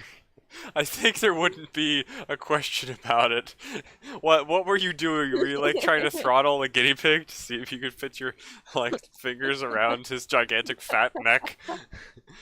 He probably just died of diabetes, my dude. Like just had so much plaque in his veins that he just straight up like had a stroke and died. Anyway. Alright, carry on, Malthus. Talk about how you were outside of a tent for some reason. As a large drop of water slid off the end of his nose, Saphir peered around him incredulously, looking at the entrance of the tent as another flash of lighting illuminated the land and set shadows of tree limbs onto the outside of the tent. What? You were just sitting out in the rain for hours? Hug him, warm him She up. doubted. Turning her gaze back to Malthus got as the fire thunder rumbled by in the background, he gave a single solemn nod. Why? She asked bluntly, unsure whether to be endeared or creeped out. You seem to care quite a bit, she observed, which Oh. of nervous humor in her voice. I thought I almost killed you. I felt kind of responsible for making sure you got the help you needed. What would you have done? Malthus defended hotly, seeing her hint of concern. Alright, fair enough. I'm sorry. Saphira backed off, raising a hand while cradling Rowan with her other. At least it all worked out. I'm fine now, and I've got my family with me, she assured him, looking down at the gurgling My Rowan. family. Her words prompted Malthus to relax a little bit, although almost as though he were a puppet that had suddenly been released from the strings that kept him moving. Thank goodness, he breathed, letting his shoulders droop in exhaustion as his head hung towards the floor. Saphira studied him for a moment with a curious smile, looking up and down his dripping frame. It looked like he still had a good number of leaves and twigs stuck to his clothes from fighting his way through the forest, and his white shirt was essentially just a window into his chainmail below. To put it simply, he was a mess. Why are you looking at his Oh, hands? he's such a mess as always. Sorry. She looked down at herself as well, finding some twigs and leaves stuck to her soggy outfit as well. At least he wasn't alone. So, bookstore, eh? Malthus finally smirked, looking back up at her and straightening his back again as he stretched. Oh, you heard that too, huh? Sophia rolled her eyes, smiling in return. I didn't mean to intrude, I was just waiting. He shrugged. Yeah, I guess I'll help my family get set up with their bookshop and then I'll look for a more interesting job in the area, she suggested. I doubt I could stand being cooped up in a bookshop with my brother all day, she joked. Malthus nodded understandingly. You want to go where the action is, I take it? Yep. They think I'm crazy and reckless, but it's just how I roll, she smiled. Malthus immediately began chuckling, shaking his head. What? Nothing. It's just funny that you have such a kind and law-abiding family, and yet you're... you. He laughs, struggling to find his last word. You just gestured to all of me. Ah! He had a good point. She had been raised by a bookworm and an arcana researcher, and yet she had ended up as an adventurous hired guard of all things. Meanwhile, Malthus had been raised by a literal terrorist, and yet had somehow become a goody two-shoes blacksmith. I guess we both rebelled against our parents in weird ways, huh? She retorted with a wry smile. He considered her meaning for a moment before his face fell and he turned to stare wistfully at the wall. Oh, sorry, I didn't mean to. No, it's fine, he replied, snapping back to reality and cutting off her apology. It's great that you have a good family. I'm really glad they're okay. He smiled softly. Me too, Saphira agreed quietly, watching Malthus's troubled face. Her stomach turned uncomfortably as she tried to think of something to say to break the tense silence. So, what are your plans now? She probed carefully. I'm gonna He met get her eyes. waffles. He met her eyes with a blank expression, as though unsure how to respond. After a second or two, he seemed to remember something, and his eyes lit up with a goofy twinkle. Well, I planned to give you this before I headed out. He reached into his pocket and pulled out something, which he kept hidden for a moment. Saphira curiously held out a hand, and Malthus carefully placed the object into it. In the process, Saphira was shocked to feel how frigid Malthus's hands were. It seemed he hadn't been lying about waiting in the rain for hours. Happy late birthday, he announced as he looked down at the object in her hand. It was Malthus's metal blacksmithing spike, except it had now been Oh, worked I and was bent hoping it would into be the a shape of a rock. circle. It's a bracelet, he explained as she looked in confusion. Oh, thank you, she exclaimed, slipping it onto her wrist. But don't you think you'll need that spike again? I can make a new one, Malthus shrugged. Oh, I see. Wait, where are you heading out to? She questioned, finally being hit by the other half of what he said. The refugee camp, remember? No, you are not, she scolded forcefully. You're definitely going to get captured or killed. Not if I Wow, go under such the cover of confidence. darkness and or thunderstorms, Malthus refuted confidently, pointing a thumb over his shoulder at the rain outside. Excuse me? You're planning on going right now? Saphira gawked, almost choking on another spicy hiccup. Spicy. Malthus. Why is it spicy? Malthus shrugged guiltily. Okay, no, she ordered. First off, you're exhausted, sad, and you haven't eaten anything since breakfast. Secondly, you're about as stealthy as an elephant trying to make bird noises. Thirdly, That's a reference to the D&D campaign. One of the other players in our first session, he's an elephant, and he tried to do a stealth, and Nat 1 just made horrible noises. It was great. no. Thirdly, we already found my family. And finally, if you're going to risk your life to help more people escape the magistrate, I'm definitely coming too. She smiled, watching Malthus try to comprehend the barrage of statements he just heard. So is that a maybe overall? He laughed. I guess so, Saphira admitted. But for the love of everything, please get some rest first. There's no time. The survivors are breaking camp and beginning the journey to Trinity Hills tomorrow morning. If we want to leave the little guy here in safety while we ask around the refugee camp, we'll have to go before he gets brought along safely to who knows where. What? Ugh, Saphira complained, not particularly keen on the idea of running out into danger again tonight. Rowan babbled in agreement, clapping his tiny hands.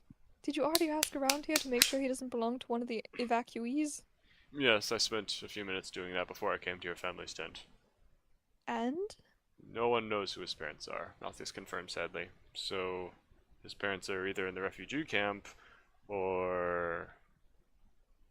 Suddenly, Saphira thought she heard the faintest noise imaginable. What? Suddenly, what is that noise? Sorry. Suddenly, Saphira thought she heard the faintest noise imaginable of some clockwork gears or metal ticking once again, just barely audible over the sounds of rain beating down on the tent. As small and unassuming as the sound was, it immediately snapped Saphira to her senses, and she began darting her eyes around the room, scanning for the source of the sound. Did you hear that? Saphira whispered urgently, pausing to listen with her head tilted. Malthus looked up at her with a bewildered expression, clearly not having heard the noise. He was about to speak, but Saphira put a finger to her lips aggressively to silence him. They listened for a moment, only hearing the rattle of the rain pounding down upon the tent. I heard the mechanical sound from the forest again. Did you bring the gun here after all? Saphira queried worriedly. Whoa. Wow. Malthus stared blankly, probably thinking she had gone crazy. No. My hands were a bit full. I left it in the forest, he explained, face still contorted in confusion. I was a bit preoccupied with keeping you alive. Then what on earth is making that sound again? She demanded, uncrossing her legs and preparing to stand to her feet. What noise? Hey! Malthus held his arms out for her to stop, though he did not force her down like her parents had. His mistake. Saphira stood up and held her ear closer to the tarp, hoping to hear outside, but only hearing the impacts of raindrops even louder. As she stood, her stomach began to hurt again, feeling like rather painful heartburn, but nothing serious. Aren't you supposed to be resting? Malthus sighed, looking up at her tiredly. Do you have some kind of blacksmith pocket watch or something that you haven't told me about? She suggested, still scanning the room for anything that might have caused the sound. Are you sure you heard it? Malthus questioned, still sitting on the ground and unenthusiastically resting his head on his fist. Would I be making a big deal out of it if I didn't think I had heard it? Saphira queried dryly. Okay, sure, but why make a big deal at all? Because I've been catching snippets of that noise off and on since I fought that black knight lady. It's been following us, she announced. Malthus's eyes grew wide. Oh, wait. Do you think the magistrate is tracking us somehow, even without the gun? Malthus worried, tensing up once again and preparing for action. That's what I was afraid of. Because if they had some way to track us here... Then I led them right back to the survivors after all. Malthus clenched his fist and buried his face in them for a moment. Okay, I'm going to look at chat for a second. Good idea. Seb says, I was holding it, just holding it. And my mom told me he died because I was holding him Oh too my tight. I gosh, felt so bad, I no! didn't want to go to school. Oh no, that's so sad! I'm Oh a murderer. no! Oh, And he died by committing suicide because it jumped out of his cage. I had a hamster that did that. Oh no! Oh, Silver, you know how you talk about hitting your face in a bathtub? I found my hamster dead in the bathtub. 'Cause oh no! like his cage was like next to my bathtub, and it was like on like a thing, so it was like raised up. I don't know how he got out, but somehow he got out and like leaped into the bathtub, I Wha- guess, because I found Oh. him dead in there, and I was like, oh no. Gosh. The hamster said, I'm free! And then I he choose died. death! You can't keep Oh, me no. captive! Hamsters just always die in such weird ways. It's not they could True, never yeah. die normally. Oh my gosh. Swagger Why says, do you "Yo, keep your hamsters in the terrorist?" bathroom? Because they would run the little wheels and it was way too loud, so I couldn't keep them in my room when I was trying to sleep. Also, have you ever owned like little rodents? They like run around their cage and chuck poop out everywhere. Right, yeah. True. You yeah. want that to be in a room that you can clean it up easily, not on carpet or anything. Swagger says, "Yo, terrorist? The heck did Malthus's dad do?" Well, you know how dragons breathe fire and, you know, like gold? Oh no. So, This could only end well. yeah. Let's just go with that.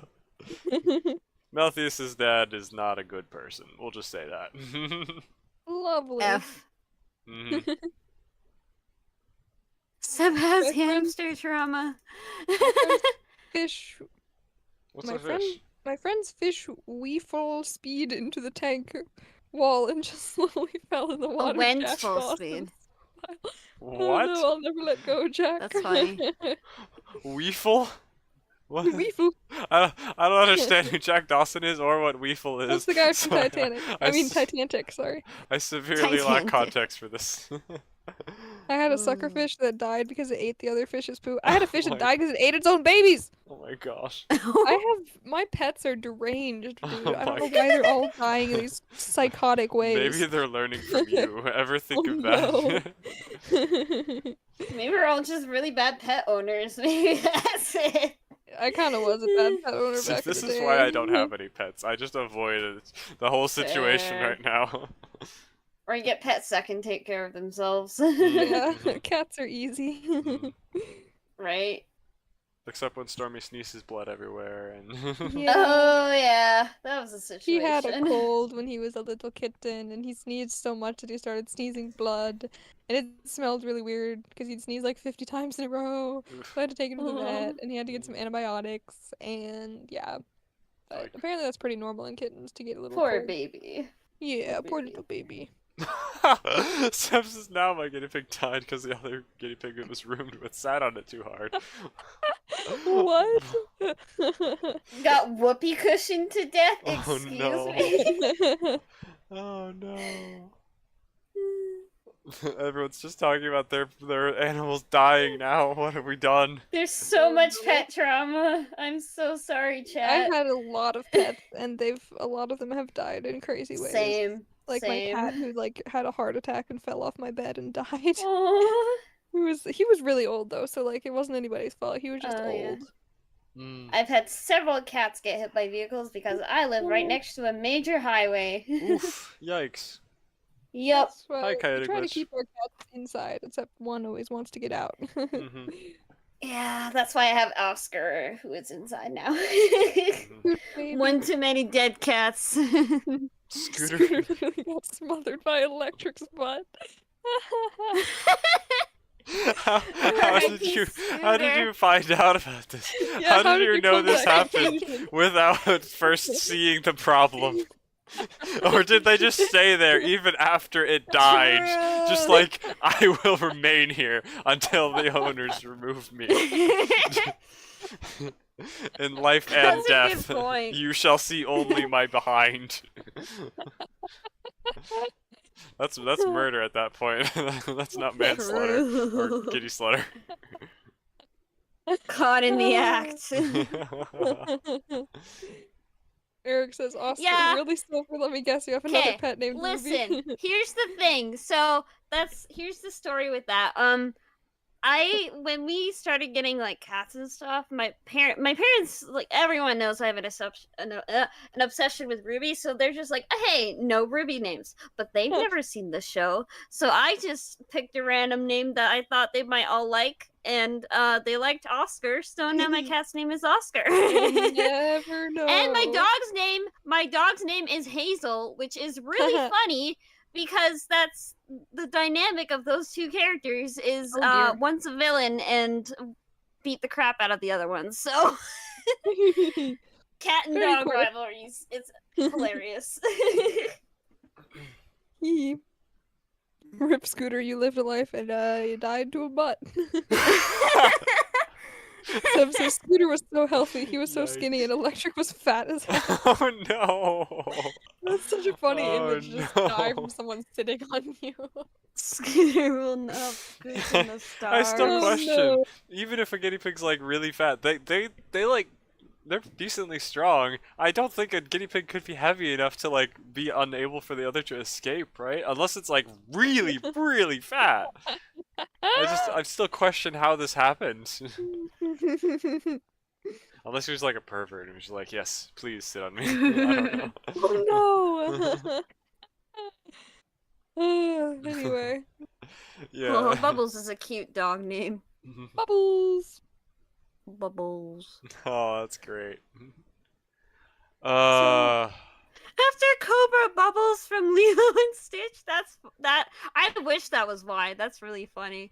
I don't remember what that is, honestly. That's the guy with the Asian guy with sunglasses? the sunglasses who was all on Lilo and Notney's case about parenting. I don't know. Okay. Anyway, we left off at wait. So, Wait, no, we didn't. wait. We left out, but that's because that's what I was afraid of. Wait, So no. what We do we left off do? at that. Saphira stressed. I as lied well, to you he's 3 times. leaning over to avoid the ceiling. Oh, he too tall. Are you absolutely sure you heard it? He interrogated, staring grimly into her eyes. Positive, Saphira replied sadly, matching his gaze. Although it still might be nothing. Then we have to assume that we're no longer safe here. We need to get everyone ready to leave tonight. Malthus decided, beginning to step briskly towards the door. Saphira shook her head, startled by his sudden militaristic urgency. But whatever they're using to track us is still out there, she reminded him. If they tracked us here, they could just track us into our next camp, too, even all the way to Jade Gardens. She changed her words mid-sentence in case they were being listened in upon. Then we take out the tracker first, so they don't know then we take out no. Then we take out the tracker first, so they won't know we're leaving. Malthus decided calmly, turning to face her for a moment, a hand on the exit to the tent. Any ideas on that? Saphira hoped, gently putting Rowan back into the leather backpack on the ground. Rowan immediately began to whine and moan sadly as she closed the flap over him. Maybe. Could it be somewhere on your body? You keep hearing it, but I don't. Could that magistrate lady have stuck a sensor to you during your fight? He theorized. Saphira looked down at herself for a moment self-consciously, flipping both arms over to check for magical technology. She may have been soaking and leaf-ridden, but she was pretty sure she hadn't been bugged. Surely Malthus or her family would have noticed such a device by now, right? I don't think so. It keeps sounding like it's just out of earshot, like it's above me or behind me or something. It's really hard to place it because I only hear it for a moment, she complained. Above you? Malthus questioned with a frown. That's odd. Could it be a sensor drone or something? He theorized as Saphira picked up the bag with Rowan and slung it over her shoulder, causing her stomach to slosh and churn with whatever horrid-tasting health potion her brother had given her. Was it normal for going her to throat throw and up tongue on to feel him. itchy? Oh, sorry. I don't know. I'm not a blacksmith, she sighed in exasperation. Okay, well, I've never heard of something like this in my blacksmithing career, and apparently I'm too deaf to hear whatever this thing is, so it's up to you. Your job is to keep an eye out for this It is you. tracker thing, whatever it might be.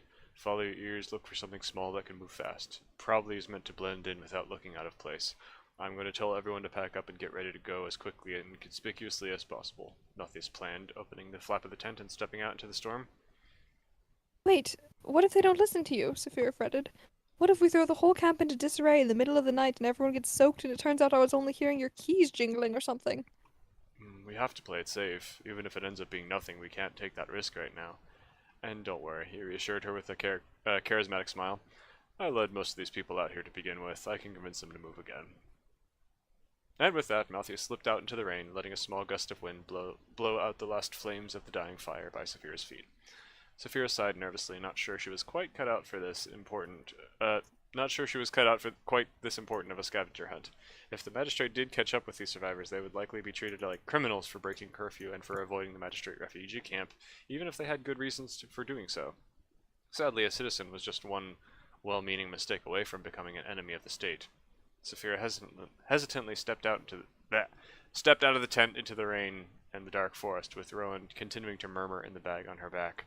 Lightning flashed once again, giving her a brief view of dense trees and the stone walls of a small valley, which truthfully was more akin to a large gulch. There were about 50 ramshackle tents and shanties set up in the area, each held together with odd knots and skewed branches. No one was walking around outside for obvious reasons, which gave her a clear view between each of the slapdash shelters. Well, no one was out here. Well, no one was out here except Saphira's mother, who was rushing towards Saphira with a bundle of clothes under her arm. What are you doing out here? Her mother demanded, motioning for Saphira to return to the tent. Lay back down this instant! Mom! Saphira ducked back inside the tent for a moment to talk, followed moments later by her mother, who was shivering from the cold raindrops. Why were you Why outside? were you outside? Oh, sorry. I What? read Saphira and my Oh. brain didn't continue. Why were you outside? And why is the fire out? Saphira's mother complained, gesturing to the glowing embers on the ground. Mom, listen, there's been a change of plans. We need to pack up to leave, like, right now, Saphira informed her mother, causing her to turn in surprise and meet Saphira's gaze. What are you talking about? The magistrate Well, might I'm know that we're nervous. here. I'm feeling very nervous about this. I don't know. Right? Everyone could still die! There's still Oh time boy! for the Disney treatment. There's still time. Oh boy, that would be trauma. That would be, oh no. That's Just to make why sure they I'm die right in sitting front of her. This would be such a good. That's why I'm sitting here just like waiting for something Hey, to welcome back, happen Simmer. because it could be really I mean, anxious. Yeah. she who must not be named. Ethan, if you're like Ah. me, then you would probably want to traumatize your characters to the highest Mhm. potential, so... Same. But The what magistrate might know that we're here. We what have if to leave there's tonight. potential for, future storytelling?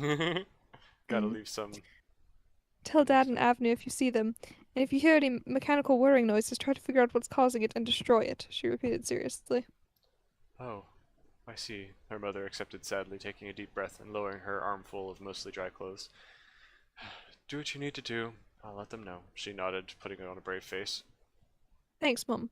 Saphira smiled, giving her mother a brief hug and stepping towards the door to the tent once Cute. again. Rowan's upset murmurs finally erupted into him wailing sadly, which caused Saphira to hesitate for Sorry. a moment. Hey, Mom, could you also look after Rowan for now? I need to be able to hear for what I'm doing. Saphira carefully took off the leather backpack and handed it to her mother, who nodded understandingly. His name is Rowan. We don't know where his parents are, if they're even alive, but he... It's okay. Go. Her mother cut her off, smiling with a hint of pride. Go save the world, or whatever it is you're doing, she encouraged before opening the backpack to coo at Rowan. Ooh. Saphira nodded and slipped back into the night, grateful that her mother understood the urgency of the situation. Chat break? Sure. Why is that my name now? I don't know. Someone called.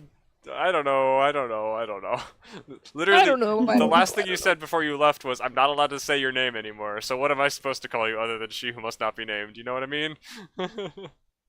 I thought someone I'll- else had called you that, but maybe they were saying something else about someone who must not I be pay named. attention.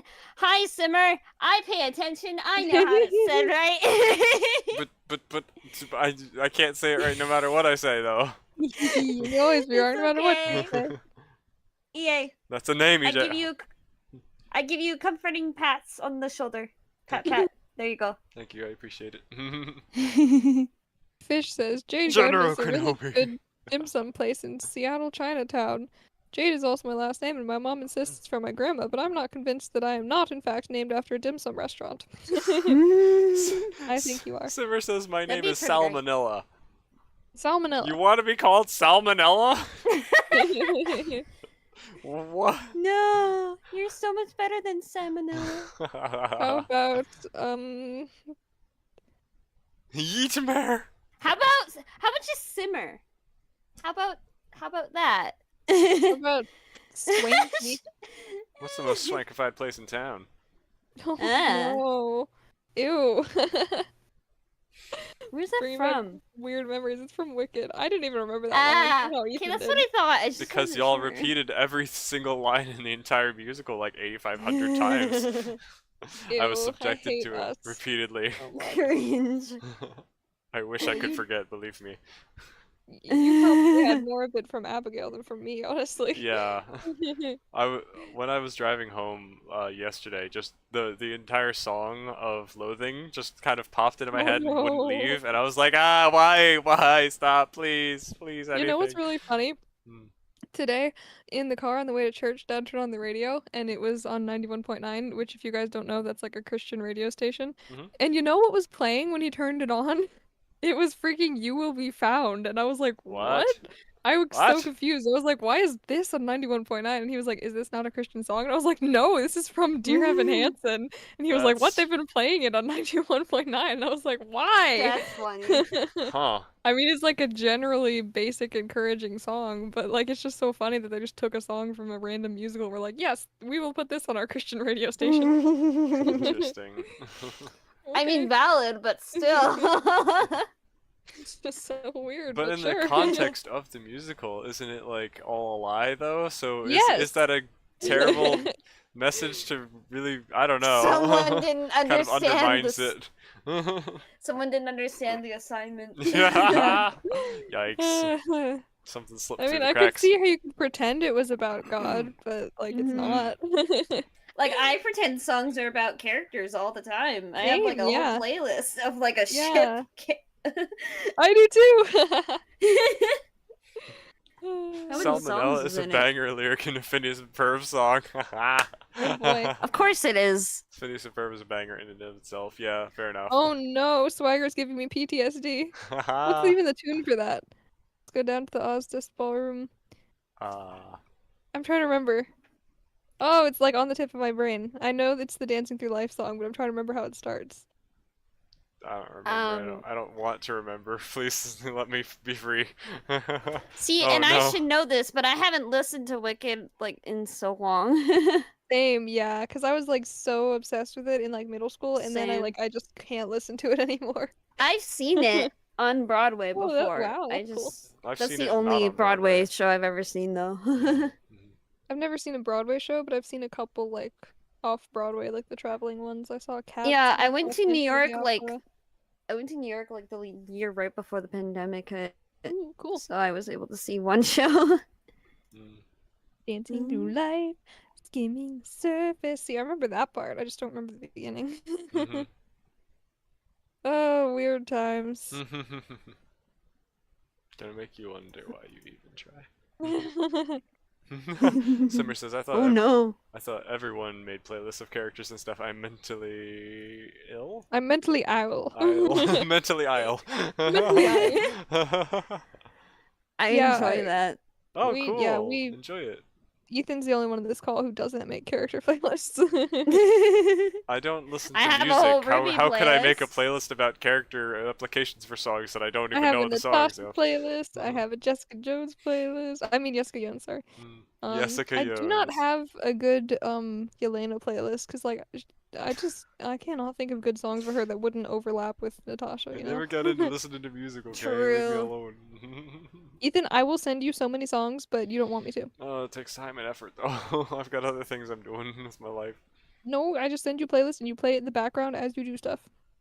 Yeah, but then I can't appreciate or listen to and actually, like, parse the things that I'm listening to. What's the point in listening to it if I'm not going to listen to it? You know what I mean? I listen when I play games. Mm-hmm. I do it when I play Minecraft like all the time. Mm. Yeah, I listen while I edit because somehow I can do that with my brain Yeah, while I'm I don't editing. know how you do that. That's so hard for me. I don't know. I guess like the Um, music is in a different area of my brain than speaking, so I can do it. I don't know. But there are words Maybe it's in my the song, and ADHD, there are maybe words that's with what. the thing. And Oh yeah, it might be ADHD. Yeah. Yeah. Since y'all two are from North Carolina, have you been to DePac? I have no idea what DePac What's is. the talk? That's where I see all the plays and musicals. My mom buys season tickets. We just saw 6 recently. What does that stand for? Don't I've been to that don't place where peer they have at shows. crabs. What is it? I don't know. I can't remember the name of the place that I went to that had cats Samwise and asks something. Silver. I thought I answered that question on Discord. I said no because I have a lot of problems with being consistent, so I just kind of Same. post videos when I want to. Oh yeah, we're not really close to Durham. We're over by, or we were. I'm not there Mm. anymore, but we were over by Charlotte, so that's a bit of a drive. Yeah, I go to I think the Blumenthal is where I have seen a couple shows. I Blue don't know. menthol. That's a Oh, drug, cool. isn't it? Yes. No comment. Are you thinking of methyl? Wait, no, menthols is like a cigarette brand, and blue just Oh, makes me think I of don't meth. So know. really, I don't I do don't know what drugs. neither do I. I'm Don't definitely do not drugs, I live kids. in Canada Hmm. where it's legal, and To I do don't. drugs? Hmm. Still wouldn't recommend it. Your body would not Still be would happy. not. Yummy drugs. Druggy, druggy jumps. I watched all of Breaking Bad because I liked it. Did they break? And it had Was it bad? Jessica Jones. Oh. And then didn't. Yes, and From then what I remember. Yep. I Rest remember in your outcry about that. I was out crying because I was like, "Oh look, she's here. Oh no, she's not." Whoops. Yep. She died. Solid Yay. feels bad, man. Yeah, she overdosed, and Walter White literally just watched her die. He just did not even try to save her. I was like, "Okay, sure, dude. Oof. Cool." That's rough, buddy. Yeah. Walter really Maple ruined syrup Jesse's lands. entire life.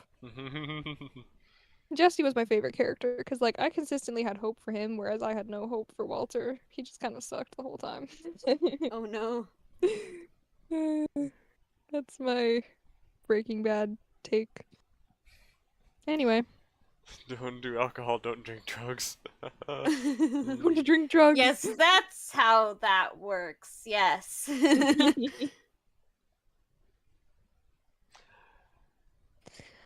It was extremely Um, dark as Sophia began wandering the perimeter of the camp, trying to keep her ears perked for any odd noises.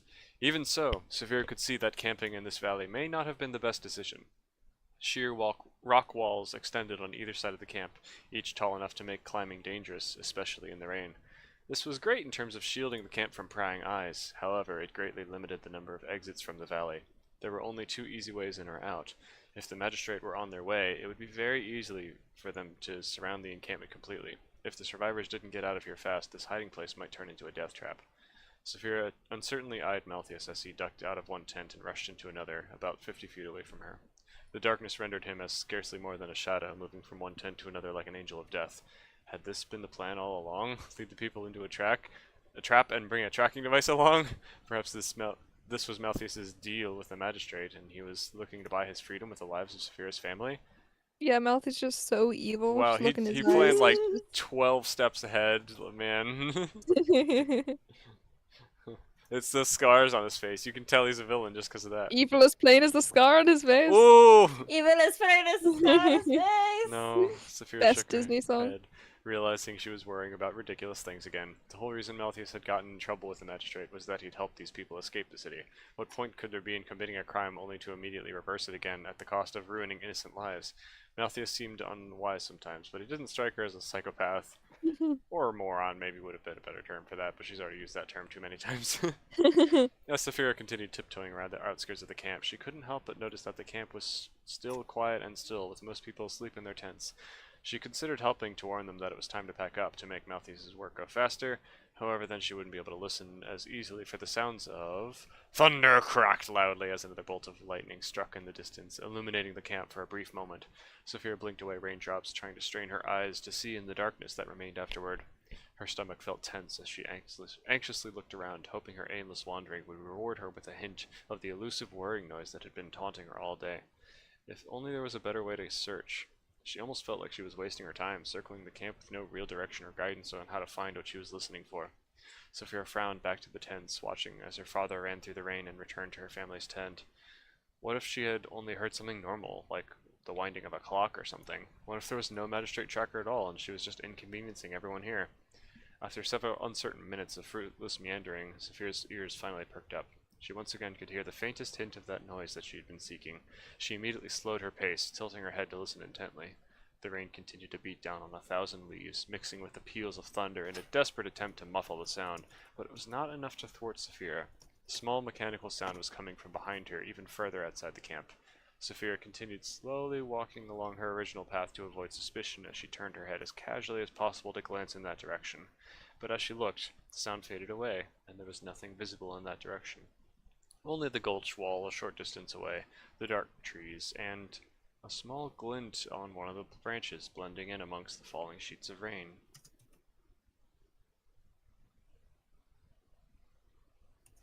Silence. Fish says, wait, where'd it go? Some kids in my tech theater class did a production of Breaking Bad the musical as their final project. What?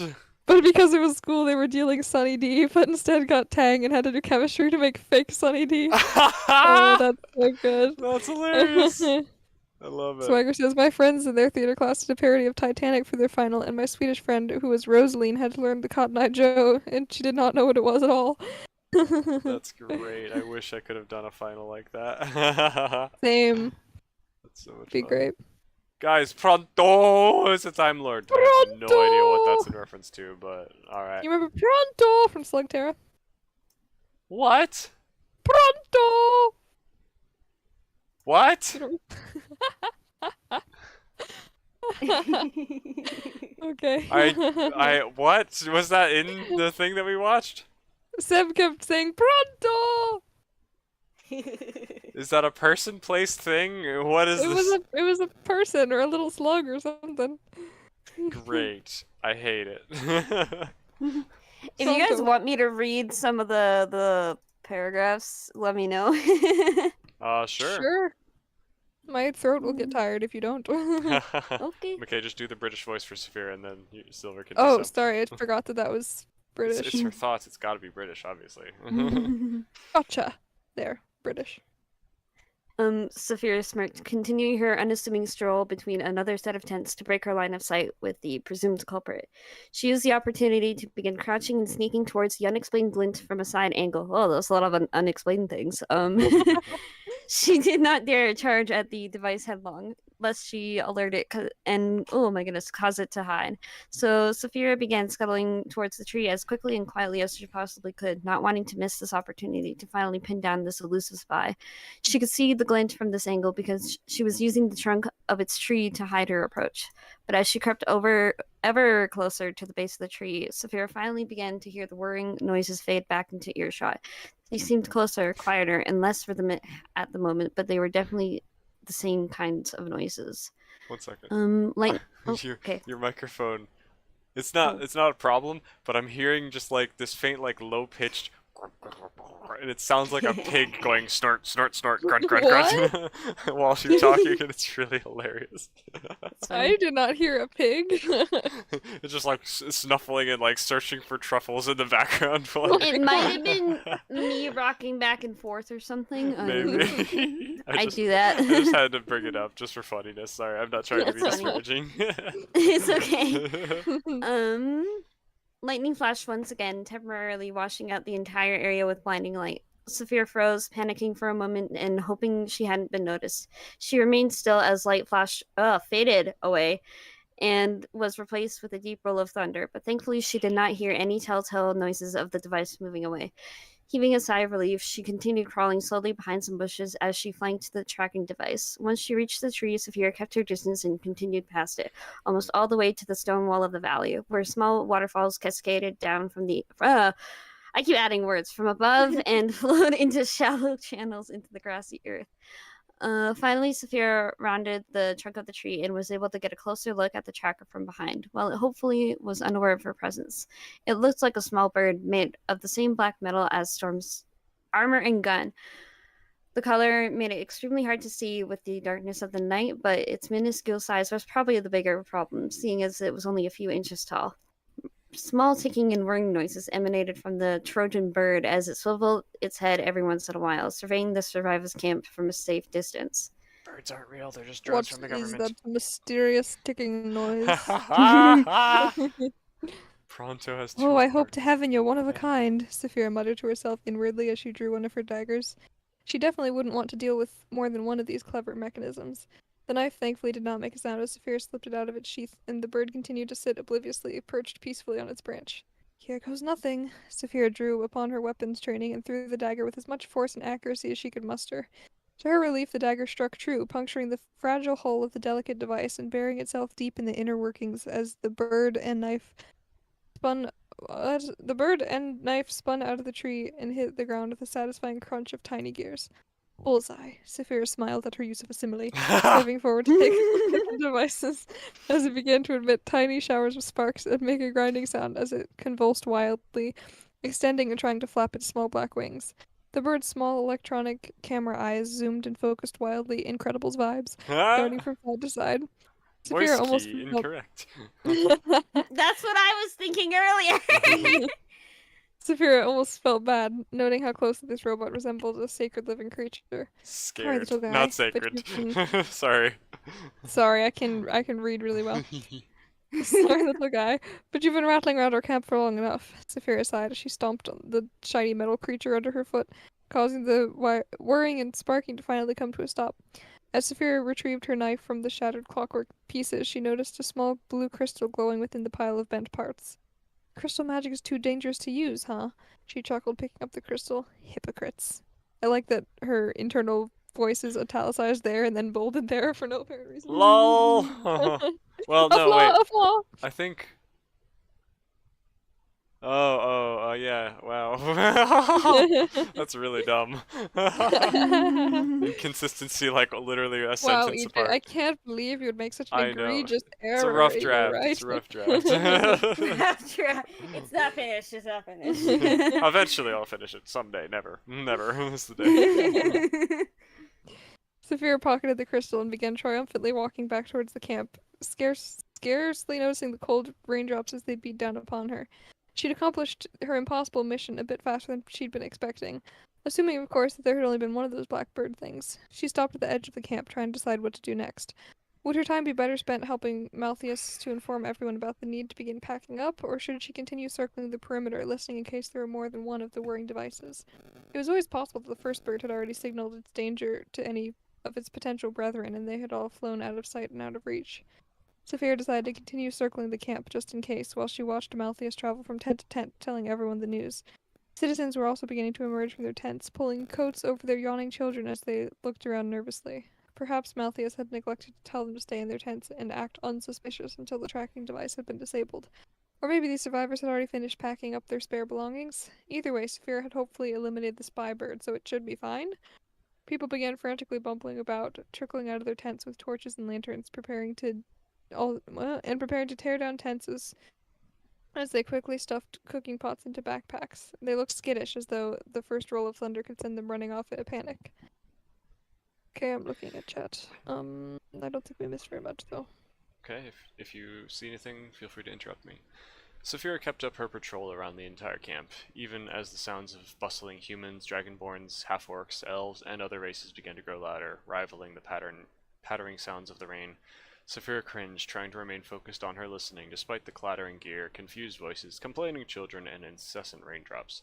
It seems like the racket of the camp being disassembled was serving to wake the final few tents that had not yet been informed about what was going on, causing those people to curiously look out into the storm with worry on their faces. Though it was becoming hard to hear over the murmuring and clanking, Saphira heard no more faint whirring as she completed a full circle around the entire camp. Hopefully, the magistrate no longer had any way to follow them. Her mission complete, she redirected her course, bumping her way through the center of the bustling camp as she tried to regroup with Malthus. A strong gust of wind through the valley, hurling heavy raindrops off of leaves and onto Saphira's face as she went. A tent collapsed beside her, blown over by the gale, while a family of gnomes quickly tried to remove the supports for the tent. The camp was pretty much in chaos, with people standing around in the cold rain and wondering where to wait, even as they blocked the path of others that were trying to hunt down family members and roll up tarps. Everyone seemed tired and miserable, and there was an uneasy nervousness permeating the camp as people anxiously peered into the shadows of the woods and wondered where they were going to go. Malthius! Saphira called to him over the pandemonium as she approached. Malthius was standing between the two tents, trying to explain the situation to both of their inhabitants at once. He turned to her as lightning flashed close by, and an ear-splitting boom rumbled the camp, echoing loudly for several seconds. What? He called back at her from over his shoulder. I got the tracker! You did? Excellent. Well, excellent, sure, but the magistrate definitely knows we're here, Saphira reminded him. Yep, you're right. Okay, so let's get this mess organized and get out of here as fast as we can. Malthus agreed, excusing himself from the two tents and walking over to join her. How? Saphira shook her head, gesturing to the disarray and frightened people. Malthius scrunched up his face for a moment, surveying the camp as the wind let up again and caused the rain to fall straight down on everyone's heads once again. Saphira shivered involuntarily as the cold rain continued to pour down her back. After a moment of consideration, Malthius stepped into the center of camp, planted his feet, and put his hands to his mouth like a megaphone. Hey! He shouted commandingly, louder than Saphira had ever heard him speak before. I'm not going to do that so I don't freak out my roommates.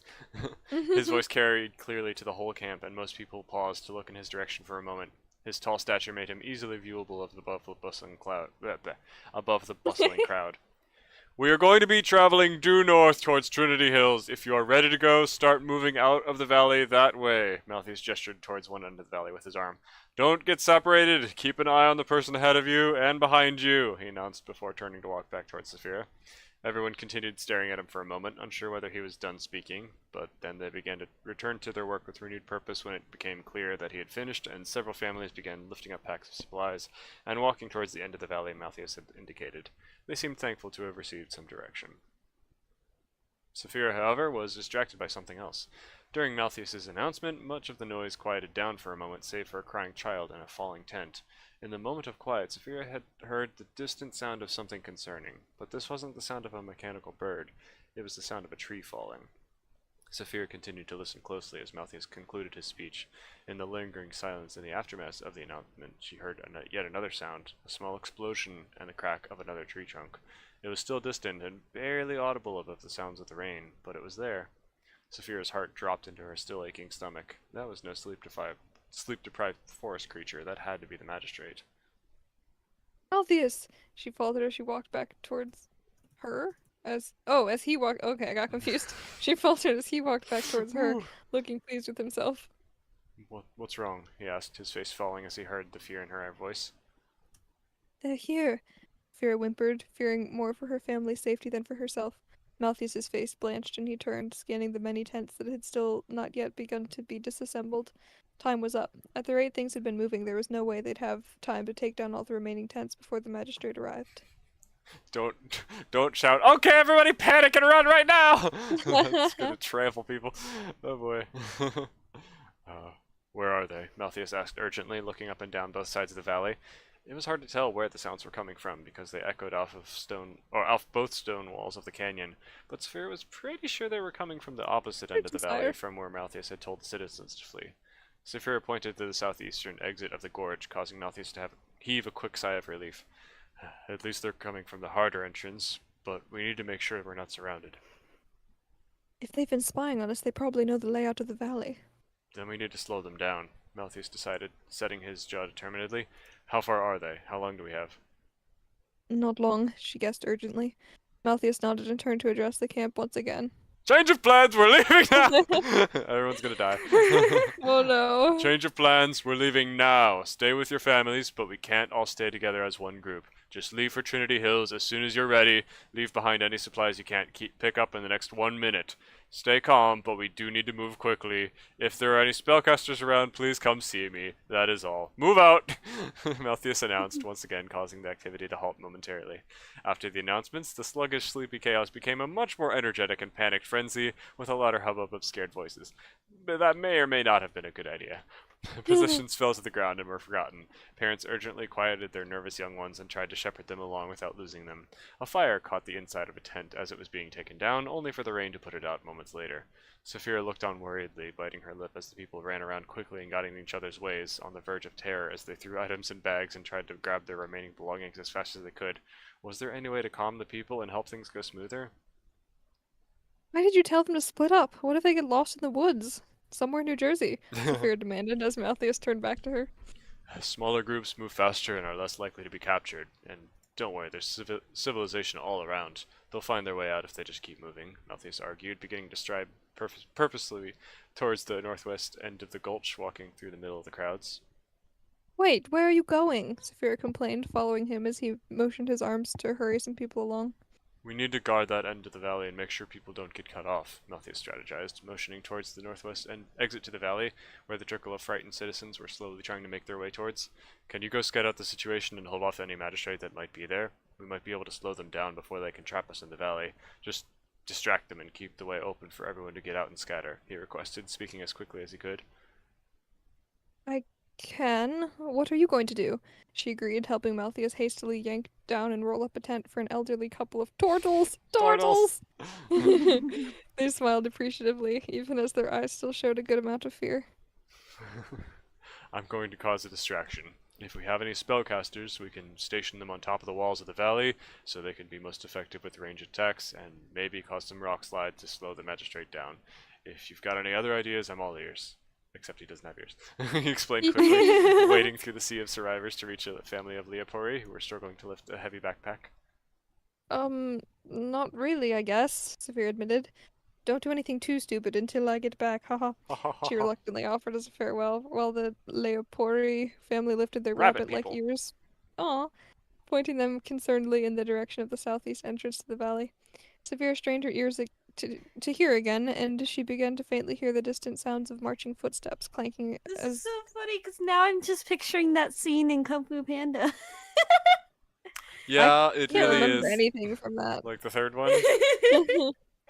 No, the first one, like when they're evacuating and Tai Lung's coming and it's a I whole haven't seen the thing. first one in a long time. Yeah. Yeah, it's been so long. My brain is Um, just full of memories of animated Full of movies. learn? So. Apparently my brain is Yes. just empty of all things constantly. I've been Oh full of no! Keep learn. pushing things out. And then cram more things in. Footsteps clanking in their armor as they stomped forward. The family looked up at Malthus and Saphira in fear as Malthus lifted their backpack for them and handed it to a half-elf that didn't seem to be doing anything. Get wrecked. Then hurry up and go. I'll try to give you all some time, Malthus called back as he picked up a thick book from the ground and began running towards the direction of the sound. Bro, what? Wait, what? Malthus! Malthus! Saphira shouted after him, but he did not turn or slow his pace. She didn't know what he planned to do with nothing but a book, but she was pretty sure it wasn't going to work. If you plan on trying to talk to them, stop! You are only going to die! She bellowed angrily, pushing her way out of the crowd and sprinting after him. As she began to run, her heart sank into her stomach, which still sloshed and bothered her with the horrid concoction she had apparently been force-fed. She must have drank a bottle. She tried to ignore the nauseous feeling as she drew one of her daggers, considering whether she should throw a warning shot or aim for his leg to save his life. Ow! Wait! A voice called Whoa. behind her mere seconds after she had escaped the crowd. She glanced over her shoulder to see a human in a purple bathrobe bumping his way after her, clutching a black crystal in his hand. He had white hair and a short, scraggly beard. Given the Oh no, it's context... the jetty. Yes! Saphir assumed he was a spellcaster. Malthus, talk to this guy first, you idiot! She screamed after Malthus, still running after him in case he didn't stop. Thankfully, Malthus just runs back and he's like, "You! I rescind my statement of self-sacrifice. You are now the sacrificer." Oh, yes, go, have fun! Oh, Bye! Thankfully, Malthus did turn to look and see Bathrobe Man. Malthus changed directions and began running back to him. Saphira sighed in frustrated relief and slowed to a stop to let the bathrobe guy catch up to her. Are you a spellcaster? Malthus asked as he trotted up and came to a stop beside Saphira and Bathrobe Dude. The man nodded, panting a little from trying to catch up with him. Thank goodness. I didn't think we had any. Malthus was cut off as Saphira slapped him hard across the face. Malthus was cut off as Saphira slapped him hard across the face, causing him to step back, drop the book, and hold a stinging cheek with a pained expression. Ow, what was that? They know who you are, you absolute moron! Saphira yelled at Malthus hotly as he cowered before her. They know you let those people out. They know you let those people out, and they know that you escaped from prison. They're not going to tolerate you reading to them or whatever you were doing. You get obliterated by the entire army at once, and you wouldn't buy us any time at all! She pointed out angrily, breathing heavily from her momentary dash. Now, for goodness sake, don't get yourself killed for no reason! And if there's going to be any fighting, I'm doing it with you, she forcefully decided, causing Malthus and the bathrobe guy to exchange a shocked look. Don't look at me. I just got here. I'm sorry. Malleus apologized, a mix of pain, fear, and confusion on his face. Look, we're not going to be able to talk. What? We're not going to be able to talk a way out of a fight this time, no matter what you say, Saphira determined. Let's wait for them to enter the narrow valley so they'll be caught at a choke point, and then we can do your cave-in idea. If bathrobe guy here can do that kind of magic, she gestured to the confused crystal-holding man who seemed intimidated and bewildered by everything she said. It will also give us a better chance of fighting fewer people at once when it does come to a fight, Saphira concluded. The goal is for the people to escape safely. If we can avoid fighting entirely, isn't that better? Malthus defended. Sure, but it's not going to happen by talking. Got it? Saphira growled. Alright already, but whatever we do, we still have to defend the north exit of the valley long enough to give everyone a chance to escape, he reiterated, gesturing back towards the northwest where the camp was still in disarray as people tried to scoop up their belongings and make for the exit of the valley. At this point, around half the survivors were still in the camp, scrambling to not leave important belongings behind, and some were even continuing to pack up tents. Perhaps Malthus should have been more clear about the approaching threat. Meanwhile, the rest of the survivors were disappearing bit by bit into the rainy forest between the rugged stone walls of the valley. The twists and turns of the gorge walls made it impossible to see how long the valley extended in either direction, but the marching armored footsteps were still getting louder and closer. Malthus cocked his head as though finally hearing the sound for the first time. Fine, you go do that, Mr. I'm best with a shield. I'll stay here with Wizardman and try to slow down the magistrate, Saphira suggested, gesturing with her dagger. We should probably look at the cat. I forgot about that. Oh, sorry. Yeah. Also, do we want Chat Silver break. to be bathrobe man since he's Oh, but I like, have such a character? weird voice for it. Oh. Okay, do you want to What does be he a sound like? funny voice for bathrobe man? I feel like you would do it more justice, but I can. Do you want to take over Attempt Malthus then, something? so that I don't have to talk to myself? Sure. Okay. What does chat wait, say? what- How's chat going? but Abdab's Coyote leaving Glitch is again. here with tiny ice cream cones. Tiny ice cream Um, cones. Whoa. See you later, Abdab. Have fun reading the Bible with the Bye. fam. That's a great thing. Fish says I exited the stream and immediately got blasted by Percy Jackson the Musical, Son of Poseidon, which had a lot of belting. Haha. Oh yes, gotta love that. Yeah, you might be the only one in my chat, Coyote Glitch. I can't guarantee that, but yeah, it might be the case. Where did we Leave off. I We have left off at ADHD. I do have a name. Okay. Are we caught up with Simmer chat? says, not quite. Okay. Malthus really be getting berated, but he still thinks she's cute. He wouldn't That would be admit very that. different if Malthus slapped Saf. Yeah. Yeah, obviously. Yeah. You know, domestic violence is only allowed one way, like we've said. It's sexist. Double standards. Unhealthy, but you know, that's how our That's culture a is. problem. Oh, A Silver sign of says, I the love this Dragonborn idiot so much that I want to swear. I want to swear. Swagger says, I you know want what you other to- story had someone slapping their lover? The Notebook. I watched The Notebook and I thought it was so dumb. That's what I have to say. I've Because never heard of why it. would you have a fiance who is like totally great and then you leave him for some unstable man and you're unstable and you're both unstable and you're crazy? Why would you do that? You had a perfectly good dude and you left him for someone wild. I don't know if that movie was dumb. I thought it was dumb. It was not romantic. They had a toxic relationship and I thought it was so silly. So that's what I have to say. Oof. Get wrecked. Lessons from someone with a stable idea of life. Simmer says the Notebook is something I don't like. The guy is just forcing the girl to ask him out on a date and the girl angers me. Yeah, I forgot that in the beginning. He's like, he will not take no for an answer. He's like, you will go on a date with it. Yeah, that's annoying. She's annoying. They're That's both kind of annoying. creepy. Yikes. Swagger says, I like the Notebook for one reason, the clothing. It really helped create outfits in my story, which also take place in the 40s. Yeah, it being in the 40s was the one good thing about that movie. The rest of it was like, why? You know what I like about the Notebook? It lets you write things. That's the Oh, only funny. thing about like the old time periods where it's just their outfits were pretty rad. That's the only Yeah. good thing about the older time periods. Yeah, and like, yeah, it's just cozy vibes. in like They just the had neat 1940s. trends. Yeah. They just had neat trends. So like We it don't have says, neat trends here. bro, my mom cried reading the notebook and woke my dad from the crying, but she was also very pregnant. That'll do it. Yeah, your emotions are at like 500,000 when you're pregnant. That is very much. Yeah, you know it. Okay, bathrobe man. Anyway. This has been referenced, and he says, "I do have a name." And the bathrobe man grumbled under his breath, crossing his arms. He seemed to be swaying slightly in place, and one eye was twitching. Oh no. Is he drunk or high? Possibly both. He's in a Funny bathrobe, me. so it could be either.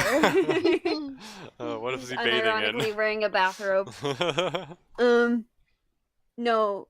Oh my goodness. Okay. No, Malthus refused, firmly ignoring bathrobe man. If you fight them from here, you could get surrounded in the valley, and you'd have no way out. You could go secure the exit, so you at least have a way out. And leave you to be the one surrounded instead? Saphira asked, raising an eyebrow. Nah, as genius as it sounds, I think I'll pass on that plan. I've got a better chance getting out of here than you do. Neither of us have a chance of getting out of here if we go against them head on. The difference is you have a family you need to stay with. I've got nothing to lose. Now please, Malthus pleaded sadly, motioning to the escape route. Saphira locked eyes with him combatively, not wanting to back down. Or you could. Oh wait, is this me? Yes. Yes. Or you could ask for the help of the only spellcaster that actually came to help you before he changes his mind. The man in the bathrobe interjected annoyedly, tapping one foot while resting his hands on his hips. Yeah, sure. What spells can you do? Saphira relented, turning to the lilac-robed individual. He immediately burst out laughing, causing Malthus and Saphira to exchange a confused look. What spells do I know? Do you ask a computer what kind of math problems it can do? Or do you ask a Swiss Army knife what tools it has? I'm a wizard! Bro. I can do all kinds of spells! Okay, that's great, but we don't have a lot of time. Saphira was cut off as the robed man interjected again. The real question is, what are you looking to accomplish? He asked, smiling This widely. is big D&D energy Yes. right here. Continuing to sway back and forth unstably. Malthus and Saphira looked at each other questioningly for a moment. Maybe this was a bad plan. Well, we're obviously trying to get everyone out of here alive without the magistrate catching us and dragging us back to the Whitestone Hold. Malthus began, turning back to the wizard, so he could block off the valley or distract the magistrate to give us some time. The wizard suddenly flicked his wrist. The wizard suddenly flicked his sorry. wrist, wiggling his fingers as he clutched his black crystal, and a shining bolt of white light flew from his hand, slamming into the stone wall of the valley and exploding into a bouquet of thick icicles. Malthus and Saphira looked on in shock for a moment, only to see yet another bolt slam into the first, building upon it and turning the sea urchin of ice into two intertwined ones. Yet another bolt flew into view from oh my gosh, from over their shoulders, continuing to grow a network of interwoven ice spikes. This is taking too long, the wizard complained, taking a few steps forward to stand between Malthus and Saphira as he focused down on his crystal once more. A deep rumble began to emanate from the ground to the southeast until the earth split open and yet more ice crystals emerged from the ground to form a sort of fence of that spanned the entire distance between the two stone walls, formed completely out of 2-foot-thick ice spikes. The wizard continued to remain in place, eyes closed, both fists clenched around his crystal, which began to glow. He had an intense look of concentration on his face as he grimaced, the black crystal glowing even brighter while beginning to emit a slight hum. The wind began to grow stronger, blowing the rain towards the icy amalgamation, and the cascading waterfalls flowing down the sides of the valley began to freeze, flowing downward and Bathrobe inward. man is a maiden? Whoa. What? Only He Michaela is a understands. maiden. He is a maiden. I'm confused. He is a He told you he is a woman. maiden. Yes, exactly. Okay. It's a Ruby thing. Ah, If Silver says anything and you don't understand, it's probably a Ruby reference. gotcha. 50% chance. Anyway, the water is flowing downward and inward and growing a giant ice block inward from both walls of the gulch. The hum continued to grow louder and more shrill as the ice continued to rise from the ground and close in from both sides of the valley, and the rain hitting the obstacle immediately froze as well, becoming part of the barricade. The wizard screamed determinedly, "Ah!" clearly straining from the effort, but at long last the two walls of ice met each other in the middle of the valley and collided with a resounding thud, sealing off the entire southeastern end of the Okay, valley anti-Moses. with behind a huge ice wall and silencing the sounds of the marching footsteps. The wizard opened his eyes and sighed, his crystal's glow fading as the frigid wind returned to normal. You mean you could have done that any time and you waited until now to tell us? Saphira grumbled, shivering against the rain and wind while Malthus looked upon the obstacle in amazement. Well, you two seemed a bit preoccupied with your lover's quarrel, the wizard grumbled in response, turning shakily to face her with his eyes crossing. But hey, problem solved. You're welcome. I'm gonna go find a drink, the wizard announced, stumbling away so towards he the is tents drunk, once okay. more. Sucker. Makes sense. What? Are you okay?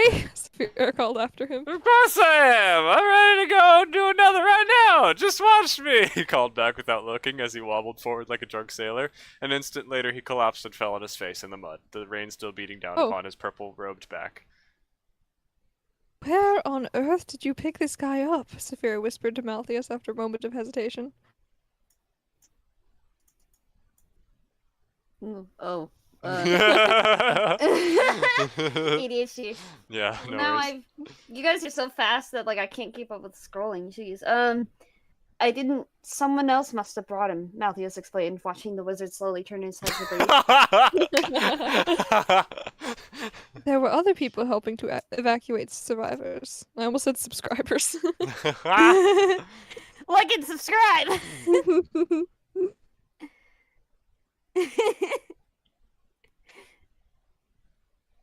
Wait, what is happening in the chat? What are toady batons? I don't know. I have no have idea. not questioned that. I So just responded, confused. toady batons? Nani the frick? I can only imagine that it's just like a staff made of toads or something. Oh no. Or maybe they're A like very tadpoles. toady I baton. don't know. I'm concerned. Me too. Eat normal stuff, please, the simmer. What is the That's really bottle of funny. warb?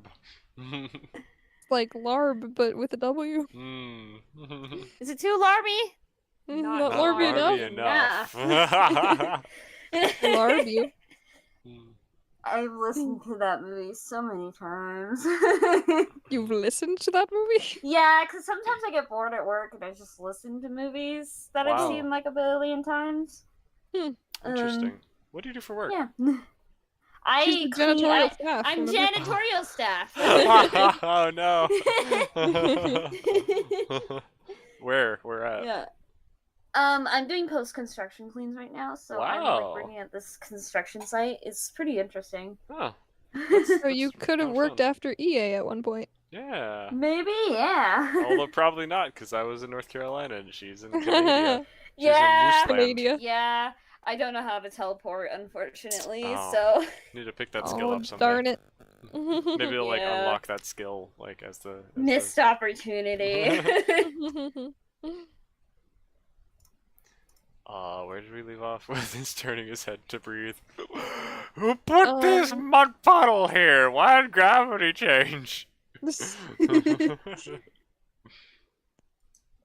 We were It's at only questionable if you question it. I mean, yes, that's what questionable means. Okay, go ahead. I was chatting. I think it's you next, Silverette. Yeah, I got a few Oh. people that wanted to help. Hee. I know I did that one. Hold on. Where am I? Oh, okay. Yeah, I got a few people that wanted to help, but that doesn't matter right now.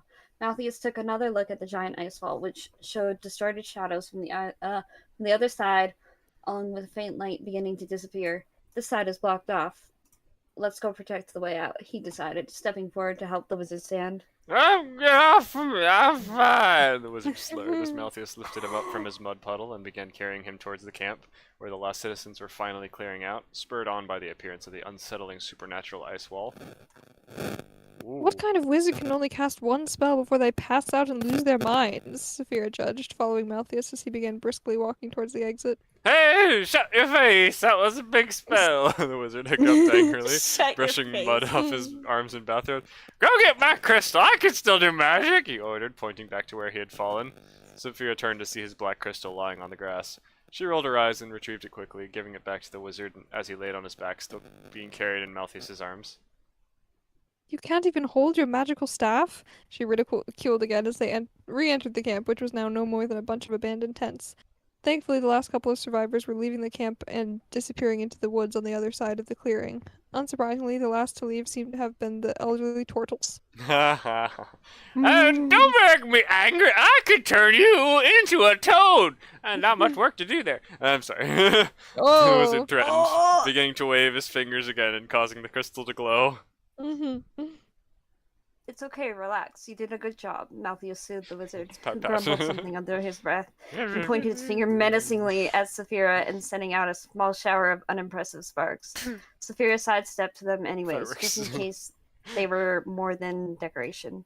But seriously though, are you too tired to cast any more spells right now? We could probably use your help once we get out of the valley, so take a short rest and then you'll be restored the next day. There might be more of them, Malthus explained. I'm not tired at all. I'm the legendary Wazando, master of the 5 arcane elements, lord of the... Are you able to stop an army? Saphira interjected. What's an army? Rosando, assuming that this was his name, seemed peeved at being interrupted once again, but was a little taken aback by the question.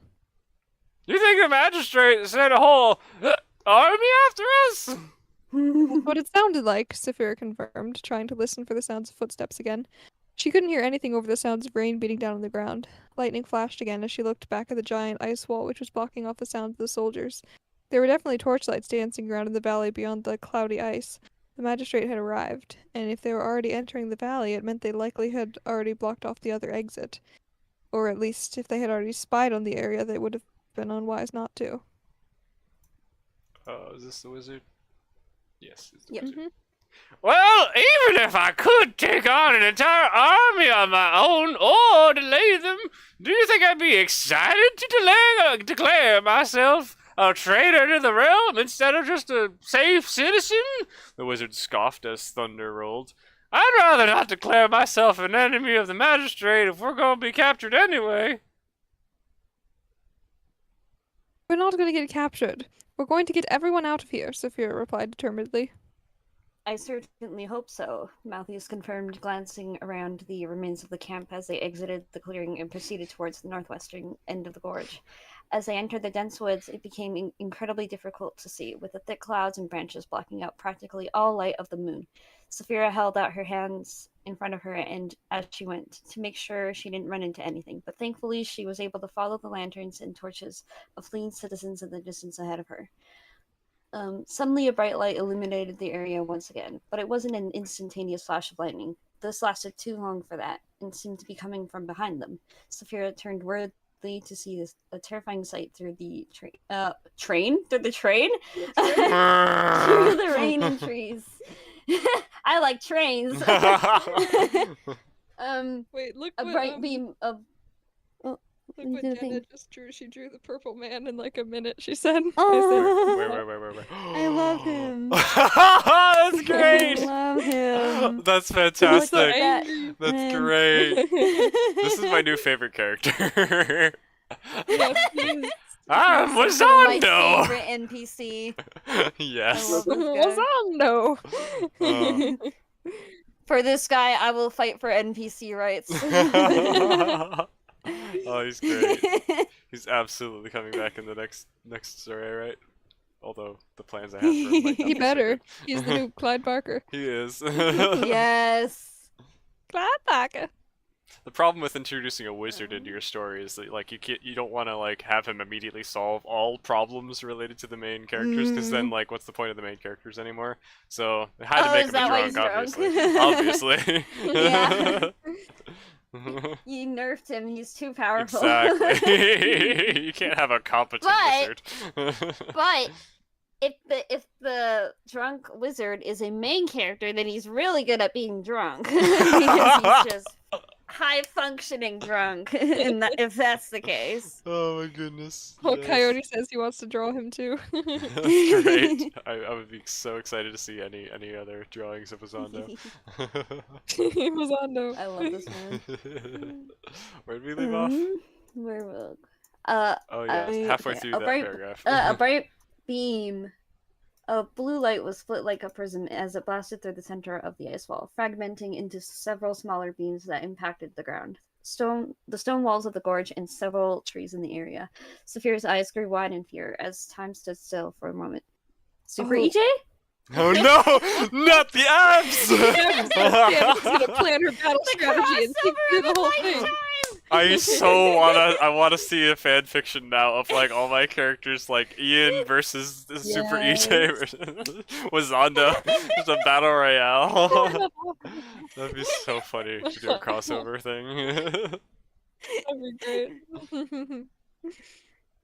Oh, guys, we gotta go, Saphira urged, turning back to Malthius and increasing her speed. I told you we shouldn't have given that gun back to the She was cut off as a loud explosion emanated from behind them, and the earth below their feet shook as a shockwave passed by and knocked 1,000 heavy raindrops off the leaves above them. Saphira looked back over her shoulders, seeing that there was now a steaming, perfectly round hole in the center of the cracked ice wall. Large boulders were crumbling off the shattered stone cliffs and falling to the ground, and several trees in the clearing were now in flames. And worst of all, visible through the center of the punctured ice wall was the silhouette of a familiar armored soldier holding a blast cannon by her side. Malthius glanced briefly back at this chaos, but kept going, speeding after all the lanterns ahead of them. I'm just getting Ruby Volume 8 flashbacks and yikes. Wait, blasting a hole in a wall? No, like this whole scenario of just trying to save a bunch of people Oh, and Hope they don't fall into an abyss. right, yeah. All I hear is the meme, oh no, we gotta go! That's why I was laughing in the middle of the case dialogue. Just like Wazando gonna get a lot of fan art? Yes! Yes, My favorite. Rosando. do it. Overwhelm this man with happiness. I love you, Zondo. Where are we? Who are we? What's going on? Malthius trick sub sleeve. Ah, yes. I'm not Malthius Oh. anymore, I've been displaced. Got any other tricks up your sleeve? Malthius asked the wizard. Sounded like he had a frog. Oh, sorry, that wasn't very frog-like. Oh, Just to be That's Tom okay. Holland. gotta do it. Yes, I can trip on my sleeve if you want me. Oh wait, what? What do you mean? What happened? The wizard responded, arching his neck to his back to peer around Malthius towards the ruin behind him. After a moment of looking, he slumped down again with a stunned expression on his face. Oh dear. Well, that stinks. The wizard commented, his surprise melting away. So my expert synopsis of the situation is, we're dead. He announced cheerfully. We're dead. We're dead. He announced cheerfully. Coyote says, wait, does Zondo have long hair? I forgot. I don't think it said, did it? Let's check the description. I think it just said he had like wiry white hair or something, like frizzy old Hey, you mad with the scientist. hair. Hang on, let's find hair. He had white hair and a short, scraggly beard, and a purple bathrobe or lavender bathrobe, something like that. That's all we really know. So hair length is up to your interpretation. Yep. We can still fight our way out if we're fast, Severa offered. We can get the survivors to help us punch through if the way is blocked. Oh my gosh, okay. No, the magistrate will just kill anyone who fights back. If we ask them to help us, we're only sealing their fates. Malthius refused vehemently. We don't have weapons. Then what do we do? Saphira demanded, trying not to show her desperation. Malthius peered ahead for a moment, squinting at the lanterns as they disappeared one by one around a bend in the gulch. Just around the river bend. I don't know, Malthius admitted sadly, a hint of fear in his voice. We have 2 friends to hold off, and no time or people to be able to do it. Hey, cheer up! I can still do a spell or two before I have a heart attack, and I hear the magistrate prisons are lovely this time of year. I love this man. Comic relief, sorely needed.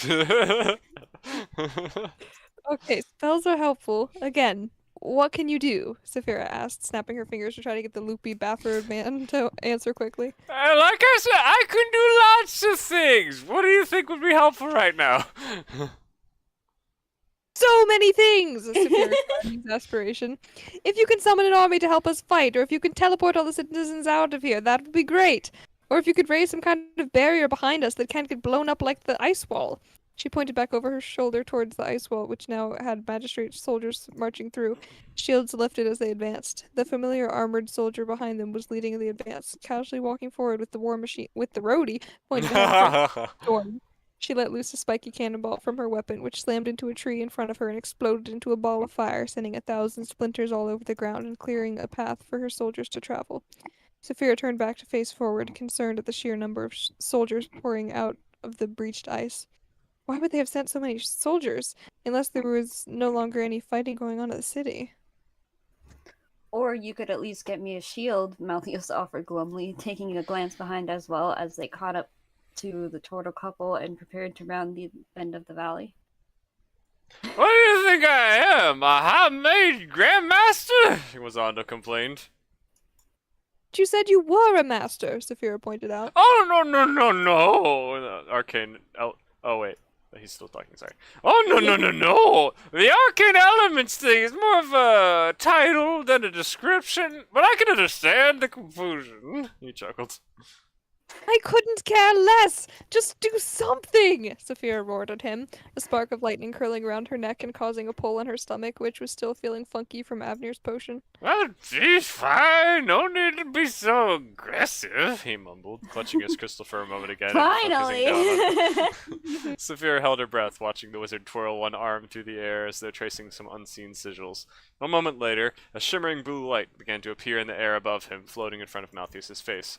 The turtle couple gasped, looking on in awe as the light spread out and began to crystallize, forming a small disk of blue ice. It continued to expand wider. He's making meth! Sorry. Oh no! It continued to expand wider until it became the shape of a hexagon, about 4 feet across and shimmering with trigonometric ice crystals. Finally, it sprouted a few small loops from the face of it, almost reminiscent of a handle of some kind, and the entire object fell to the ground with a glassy clink sound. Malthus stopped for a moment to avoid stepping on it as the wizard opened his eyes, a bead of sweat on his forehead. Is that Malthus questioned, gently lowering the wizard's legs to the ground in order to free an arm to pick up the object. Oh wait, I need the ride, the wizard mumbled, melting to the ground as Malthus grasped the handle and hefted the decorative ice block. Malthus seemed to be thrown off balance by trying to lift it, his face betraying the surprise about his weight. You made the shield? Saphira bellowed at the drooping wizard as the explosion of another cannonball echoed down the valley. Out of all the things we mentioned, you had to pick the least useful one! To be fair, summoning shields is way easier than teleporting 100 people. This was not shrugged weakly. What even happened to your other shield? Saphira snapped at Malthus angrily. I had to carry you! Malthus defended, reaching down to pick up Lazanda again with only one hand, which seemed to take up quite a bit of effort given the weight of the ice shield. You were dying, I had to be careful with you, Malthus explained, while wrapping one arm around the wizard's waist and lifting him up. Why do I feel like the wizard just has a t-shirt like I don't give a heck? Like, that's his motto. Oh my gosh. He's got a mug The that's purple like wizard is like Dumbledore mixed with Gandalf mixed with a random drunk guy from the street. He's got a Yeah, mug that's we're like gonna- world's worst wizard, or like don't talk to me until I've had my beer. Oh, and I might have lied about not being tired, the wizard admitted, sounding sheepish as he hung ridiculously from Malthus' side. I'm definitely too tired to summon an army of snowmen or something. Actually, I've never tried summoning more than 1 or 2 at a time. Are all your spells ice-related? Who are you, Jack Frost? Saphira cried in exasperation. Yeehaw! No, I already told you. I'm the legendary Wazando, master of the 5 arcane elements, lord of the forgotten. Okay, let's just get it out of here. Malthus moaned, straining to maneuver the hefty ice block with one arm while carrying the wizard under his other arm like a sack of potatoes. Malthus determinedly began walking forth again, leading them around the the bend in the gulch. Saphira's stomach immediately dropped as she rounded the corner and came face to face with the congested foot traffic ahead of them. It seemed that I thought it was just gonna end it at foot. Congested Oh, What? EJ with a no. cold, congested foot. No. I'm so sorry. It seemed that the valley had tapered into a narrow channel, and all of the citizens were stuck between the stone walls, unable to move forward to escape, and unable to move back because of more people arriving. Oh no, you've led them into a trap! Oh no! And It's a several trap! 100 feet beyond, over the heads and lanterns of the crowds, the end of the valley sported the banner of the magistrate. The survivors were murmuring fearfully, children were crying, and the cornered citizens were jostling each other, on the verge of panicking chaos. No, Malthus breathed, stopping in his tracks. Saphira stood by him, looking in despair. What is it? The wizard yawned quietly, arms and legs flopping uselessly as he hung by Malthus' side. Over there yet? We can still get through. Sorry. Saphira planned in desperation. I can climb the walls and get to the front. We can still get everyone free. That wizard's on alcohol. It's True, like a Hamish from the start of the first Hunger Games book. yeah. Did someone say an ungrateful sack of potatoes? Oh yeah, for some reason that's Elzia's name on my Discord server. I have a feeling Seb is behind that. I don't know why. Oh. I feel like he would have named her that, but I don't know why she hasn't changed. Oh wait, she did change it. Now it's Yucky Yarns.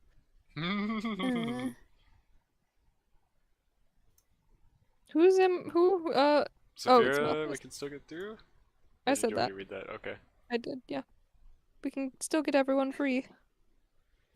Saphira, Malthus shook his head sadly. You're only going to trigger a massacre. We've lost. All we can do is try to keep everyone calm and hope that the magistrate shows mercy to the innocents. I'm the one who led them out. Maybe I can get them to punish me instead of them. No! We can't give up! Saphira screeched, lightning beginning to arc along her face as her fear gave way to hopelessness. There's gotta be something we can do! My family is in there! Saphira craned her neck, trying to see over the many heads. Malthus, who towered over most of the crowd, gently lowered the wizard to the ground and stood back up to the point towards the front of the roadblock close to the magistrate banner. Uppies! Uppies! Oh my god. Nobody made it out? Saphira whimpered, looking up at Malthus, still scabbed-faced as he peered over the throng. He simply looked down with a pained expression. Lightning struck again and thunder roared, taunting Saphira, while she already felt like crying or screaming. The rain continued to beat down on everyone, not caring who it drowned. The sounds of the approaching magistrate continued to grow louder, threatening that Saphira and everyone she knew and cared about were trapped like cage animals. Her family was about to be taken away from her again, and she would have nothing left to live for. No, not this time. At least you can relate to Malthus. True. Simmer says, not her family dying, cry. Oh no! Yeah, it happens. Yikes. Trauma! L plus ratio plus your family does. Oh no! You problem, Oh Saphira. She's gonna go hunt down the Winter Soldier or something. Oh no. Gotta hunt down more Saphira clutched her Wasandos. dagger and turned, feeling her anger towards the magistrate rekindle with the heat of a supernova. Her stomach lurched, drawing forth lightning and becoming a channel for her fury to burst forth. She set her sparking jaw, preparing for a vicious battle that would end only when the magistrate had burned to the ground or when she had fallen. She began stepping forward, back around the bend, back towards Storm. What are you doing? Malthus asked as she rounded the bend once more to see the burning remains of the camp in the distance, obscured by flaming remains of vaporized trees and several hundred magistrate soldiers, each armed with swords or guns. She had enough lightning for all of them. She would take down every single one. Saphira, stop it! Malthus followed beside her as she curled her lips into a snarl and lowered her eyebrows into a death glare at the approaching army in the valley. Their front line was only 100 feet away, and none other than the black-armored knight was leading the forces, holding her signature weapon once again. The torches they held casted fiery shadows on Storm's sneering face, which seemed almost gleeful to see Saphira again. The magistrate marched forward with cruel, unwavering purpose, but Saphira stomped towards them with at least double the ferocity, face crackling with blue bolts of energy which arced all the way up and down her front. If Storm looked like a cruel demon of fire, Saphira looked like the goddess of thunder. Many of the soldiers seemed intimidated, slowing their march and glancing nervously to Storm for orders. But Storm simply, oh my god, I can English. Hello, do you perceive me? Storm simply continued smiling confidently, stomping towards Saphira with her gaze locked. Does someone else want to read? Because English, Sure. no. I think the wizard's out of the picture at this point, so I can read a bit. With every step, the gap between them closed, but Saphira kept her glare focused on only Storm, the one who had taken pleasure in trying to crush the life out of Saphira, and who now threatened to do the same to her family. Saphira breathed heavily, preparing to give it everything she had. She felt more open with her lightning than she'd ever felt before. Her desperation gave her focus. There was only one option, only one way to do this, only one path to travel, only one place to direct all her energy, and she was ready to drain herself dry if that's what it took. Suddenly a hand clamped down over hers and tried to pull her back. Saphira, you're about to get yourself killed, Malthius urgently reminded her, not letting go of her daggerless hand and forcing her to stop advancing. I'm not gonna slap you, but please don't throw your life away. Talking is the best option we have, but if you attack... EJ, you can read Sure. Malthius if you want again. Storm decisively stopped and held up a fist for the soldiers to stop as well. They obliged, forming a wall of men behind Storm as she stood 30 feet away, looking on with an evil smirk. Saphira was still locking eyes with Storm, but had been stopped. One arm held behind her You by have been Malthius. stopped. You have been stopped. That is an off-topic question. Let go, Saphira ordered dangerously as lightning sparked and sputtered across her bared teeth, raindrops forming and breaking new circuits around her.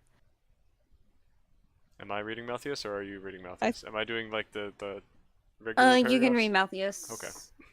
No, there's still a chance we can get out of this. I might have a deal I can offer.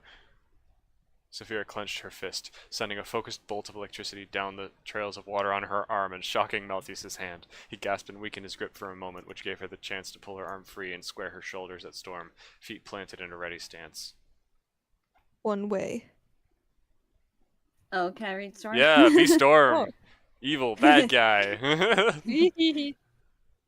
Didn't you think you'd see me against us soon, eh, Sparky? Didn't you think? Didn't you think? Way to ruin the I like one-liner! it first time. I'm sorry. Storm cheered, taking a casual step forward and twirling her blast cannon. Shut up, Saphira growled, energy crackling around her and causing the fibers of her soaking clothes to stand on end, as though the very atmosphere around her body was becoming magnetized. As her rage built, so too did the power behind it. One path. Oh, not very nice, Storm commented, feigning offense. You do realize that I have an entire company of soldiers right beside me, and that can shoot you dead in an instant, right? Saphira, please stand down, Malthius whispered from behind her, though he seemed hesitant to restrain her given the excessive amounts of zapping electricity around her. Saphira paid him no mind, continuing to glare at Storm as lightning zapped along her neck, cheeks, and throat. One bolt. Isn't it a little embarrassing that you need to bring backup to help you because I beat you last time? Saphira Oh, jeered. not the best plan. Oh, oh no. Oh She no. pokes there. Malthius groaned quietly in the background while Storm narrowed her eyes and clutched her weapon more strongly. I seem to crawl you lying on the ground and begging for mercy. Would you like a repeat of that? Storm jabbed in return. All I remember is outsmarting you, disarming you, and leaving you in the dust. Saphira grinned back, causing the soldiers to look back and forth anxiously between their leader and the challenger. Storm's face fell into a deathly serious glare, showing murder in her eyes.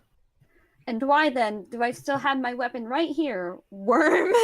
Storm shouted, keeping her cannon high into the air. I like the word worm, it's funny. Well, we figured we should give your weapon back to you, just to even the odds, Saphira smiled. Lightning continued to swirl around her. Her stomach continued to drop, no longer feeling knotted and spicy, but rather feeling like a cannon ready to be released. Spicy. One spot. Spot, All spot, right, spot, enough spot. chip chat. You're dead. Storm decided, aiming her weapon directly at Saphira. The magistrate soldiers followed suit, stepping forward and aiming various rifles and shotguns at them as well. No, Storm shouted, holding up a fist again. This worm is mine to finish. Not a Classic worm. villains. Mhm. Not a worm?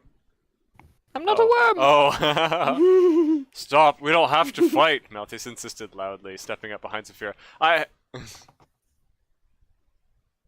Boom! Oh, sorry, I guess I should Storm fired her blast cannon, sending a giant spiky cannonball flying towards Saphira's chest. Saphira froze, surprised by the sudden timing. It felt like her legs were magnetized to this spot on the ground, immovable because of the sheer amount of power flowing through every fiber of Saphira's body. One spot! Oh, sorry, that's supposed to be... Spotter, spotter, spotter, A spotter. spotter. Panic, rage, One spot. determination. What even were emotions anymore? Saphira's mind and body had been so utterly exhausted by a whirling Same. roller coaster of dangers and emotions, it scarcely made sense anymore. This was the culmination of a week of chaos, and Saphira had snapped. She was no longer Saphira the Dragonborn. She was Saphira the force of nature. Oh. As the cannonball flew through the air towards her, time seemed to slow down. The torches burned, the sky was dark, the rain was heavy. Storm's gun belched fire from the muzzle, as though laughing at the damage it was about to inflict. But Saphira's feet were planted, her jaw was aimed, her target set. If she was going down, she was at least taking Storm down with her. Her stomach lurched, feeling like it would turn inside out if she held onto her lightning for another second. The time was now. 1 moment. Instead of making any effort to dodge, Saphira raised her dagger into the air, feeling the scales on her arm pass through the electrical fields from both her own body and the air around her. She opened her crackling maw and heaved a breath. Lightning struck. The drama. You know, because thunder always comes after lightning. Ah! Oh, and the next chapter's called Thunderstruck. Wait, is it? I'm Wow! thunderstruck. Yes, around all the world. I'll stand forever. I don't know this song. Coyote says, EJ, can I email you the drawing of Wasando? Yes, please! Heck yeah! Yes. Oh wow. Do you that still have the is email? A lot of Oh, sorry. A lot of That's what? a lot of Chapters? 2 people in the chat. Hello, relentless aspect. Relentless hello. aspect. Whoa, what a name. The siblings that sass are alive. That is us. Indeed, it do be us. Hello and greetings. I'm just in Featuring the case- some guy. Some guy. Yeah. McKay's Kira voice reminds me of Evil Villain School. She was top tier with the playest. Yes. Oh, EJ doesn't know songs. Oh, how dare you. I sent it. Pull it up to show the stream. Alright, on my way. Just need to do that Boy. real quick.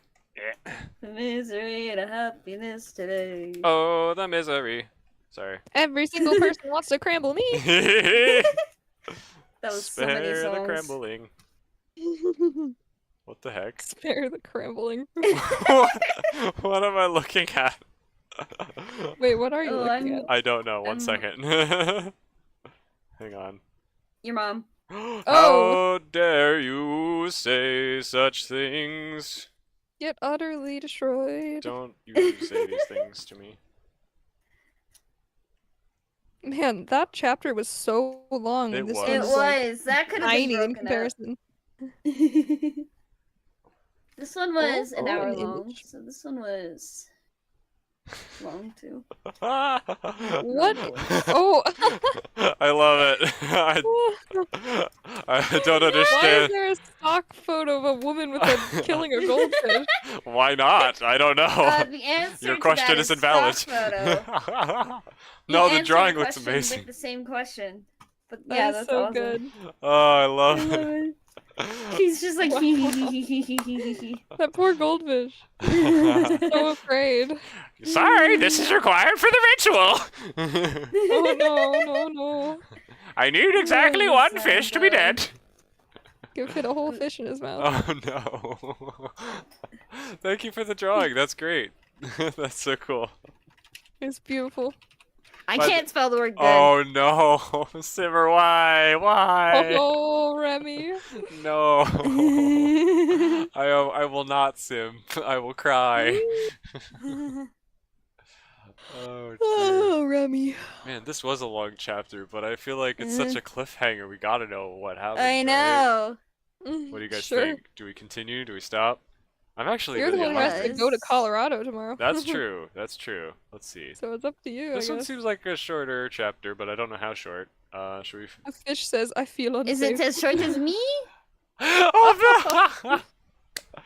This one should be like a third of the last one, because this one Oh, says this like one 19 seems minutes, alright. and the Okay. past one was an hour. So Wow.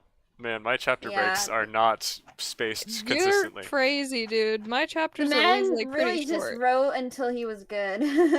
Hmm. Yeah, this one's not as long. We could probably get through this You're one. if we wild and wanted Ethan. to. Let's do it. Hey, I mean, I make chapter breaks at points where the story has a good breaking point, not where the reader feels like they need a break. Heck yeah. I do my own My thing. name is Shimmer. Oh, is it? Is it? That doesn't even look like Shimmer. That Shimmery. looks like Shimmery. Shimmery. Which just sounds like Miri. Shimmy, so that's another layer of confusion, not gonna lie. I can't. No matter what I call you, it's never gonna be good enough anymore. Just tell me what I should call you, and I'll stick with it. Okay? Poor fish. Ethan, stop with the name shaming. Oh Aw. no. You keep telling me I'm wrong. Even I do what you tell me to, and you You're say gonna I'm tell wrong me that I'm again. Am I Nothing that I I'm trying do to is make you right. happy, okay? I feel offended. I cry now. I facepalm. Alright. Thunderstruck. Oh, Isabella says She she needs needs more. more, so we continue. Isabella has decided. She's decreed. Thunderstruck, Chapter 9.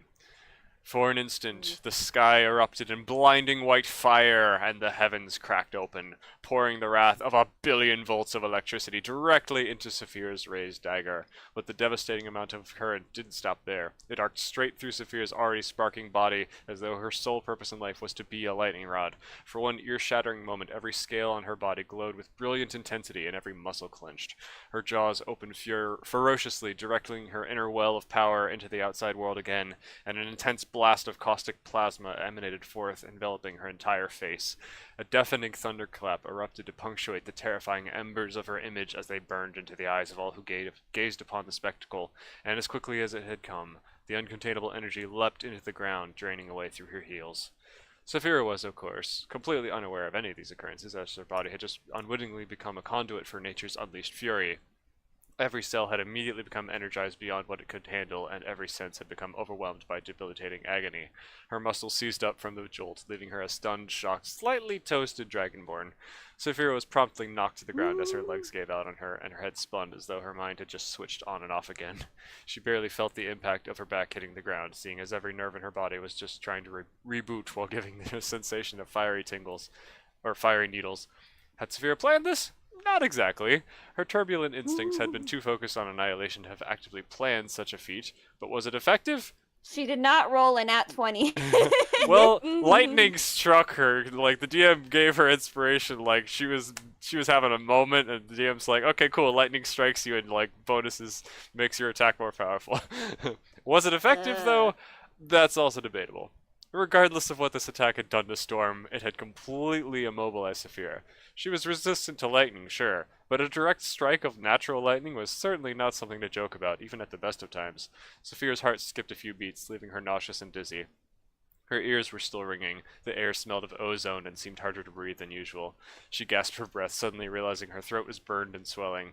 There was an excruciating pain in her heel where the lightning had exited her body, and her hand was raw and smoking slightly from where it had been clutching the dagger. But it didn't feel like anything at all. In fact, most of Saphira's body felt numb, as though it was not giving proper feedback, and every muscle felt sluggish and fatigued. The raindrops hitting her skin stung like hot coals, overloading her spinning mind. Her ears were still ringing, and she blinked in shocked confusion for a second as she gazed up into the rainy sky. Slowly, she struggled to use her twitching neck to raise her head and look towards the muffled sound of the magistrate army. Several soldiers' corpses lay smoking on the ground on either side of Storm, but Storm still stood defiantly in place with a smug smile, her entire body protected behind another semi-transparent energy shield that seemed to originate from a small device tossed on the ground in front of her. There was also a small scattering of ice shards on the ground around Malthius, who was now standing defensively between Saphira and the army, brandishing the shattered remains of his ice shield. He was saying something and holding out his hands at the army who was advancing menacingly with guns trained on him, but Saphira's ears made everything sound like it was underwater, so she could not comprehend what was being said. What had happened? What was happening? Saphira wasn't sure, but as she lay on the ground in exhaustion, clutching her spastically palpitating heart, she was painfully aware of one thing. They had indeed lost. Someone want to take over for a sec? Publish this guy! Oh wait, no, publish this, my guy. Oh, thank you. I'm glad that Yeah, you're people are wanting enjoying you to publish it. It is slightly copyright, but Oh, you mean because of the origins of being included with some other universe? I could probably remove those references. but yeah, I I don't mean, know. I assume it's just like names of like places and characters, maybe. I don't know. Yeah, I mean, Could I easily put them in another world. yeah, it could Mhm, easily yeah. be adapted, but I mean, these characters were spawned out of this universe, so I kind of like it being part of this thing. I don't know. But yeah, it is. And then I'm is glad you're enjoying it. This is what it's meant for. It's being published through the internet for you all to enjoy. And then Isabella accidentally said punish it instead of publish it, Oh, and we were no. laughing at Punish it. it! It's gonna be a hefty book, but I'll read with joy. Aw, thanks. Yeah, we should really like check out how many words this was at the end, because I do not remember the word A count. lot. That's how many. Certainly a I lot. think I've used Wattpad is actually how I got Discord. If you, so I have a little experience. I think How if you got edit it, Discord? like if you log in to your account and like edit it, I think that's how you can see. Like if you click on Yeah, I it think you can at under- least see like how many words are in each chapter, Mhm. Mhm. if Well, not the how whole thing. though? Where though? I know there was a way. If at you one edit point. it, boy. Yeah, you have to edit the story Specifically, if a you go part on of it? to. But Like, where? yeah, if Um, you like edit the story itself and it shows you all the parts, then I Mhm. think it shows how many words for each one. I It's don't know. not be show though. It not show me. Do you like go into actually like type something in the chapter? It might show you there. It does Yeah, see not. 4,523 words in chapter 1. Where? Where did you see this? Up at the top. Am I under freaking the blind? where it says publish changes Oh, bar. wow! I am freaking blind. that. I Oh. knew there was a way. I haven't used it in a while, but I remember there being a way. Okay, let's Yeah. do some quick maths. Somebody help me. Like, Okay. I can got someone pull up calculator out. Cool. Okay. Here's the first number. Okay. 4523. Kit. Oh my gosh, whose mic is exploding? Might be me. I don't know. Yes. Chapter 2. 6559. Okay. Chapter 3. 2309. That's a lot. Yeah, it's 2309, not 22309. Sorry. 2309. Yes. It keeps like loading and then changing its number as it gets into the page. So, 6492. Okay. Yes. 3052. Okay. 7572. Oh man. They're getting longer. Oh. 12066. Oh no. Okay. Okay. Oh no. 14104. Oh, 14104? Yep. Oh boy. 4242. Finally calm down a little bit. That's tame. That's tame. That's doable.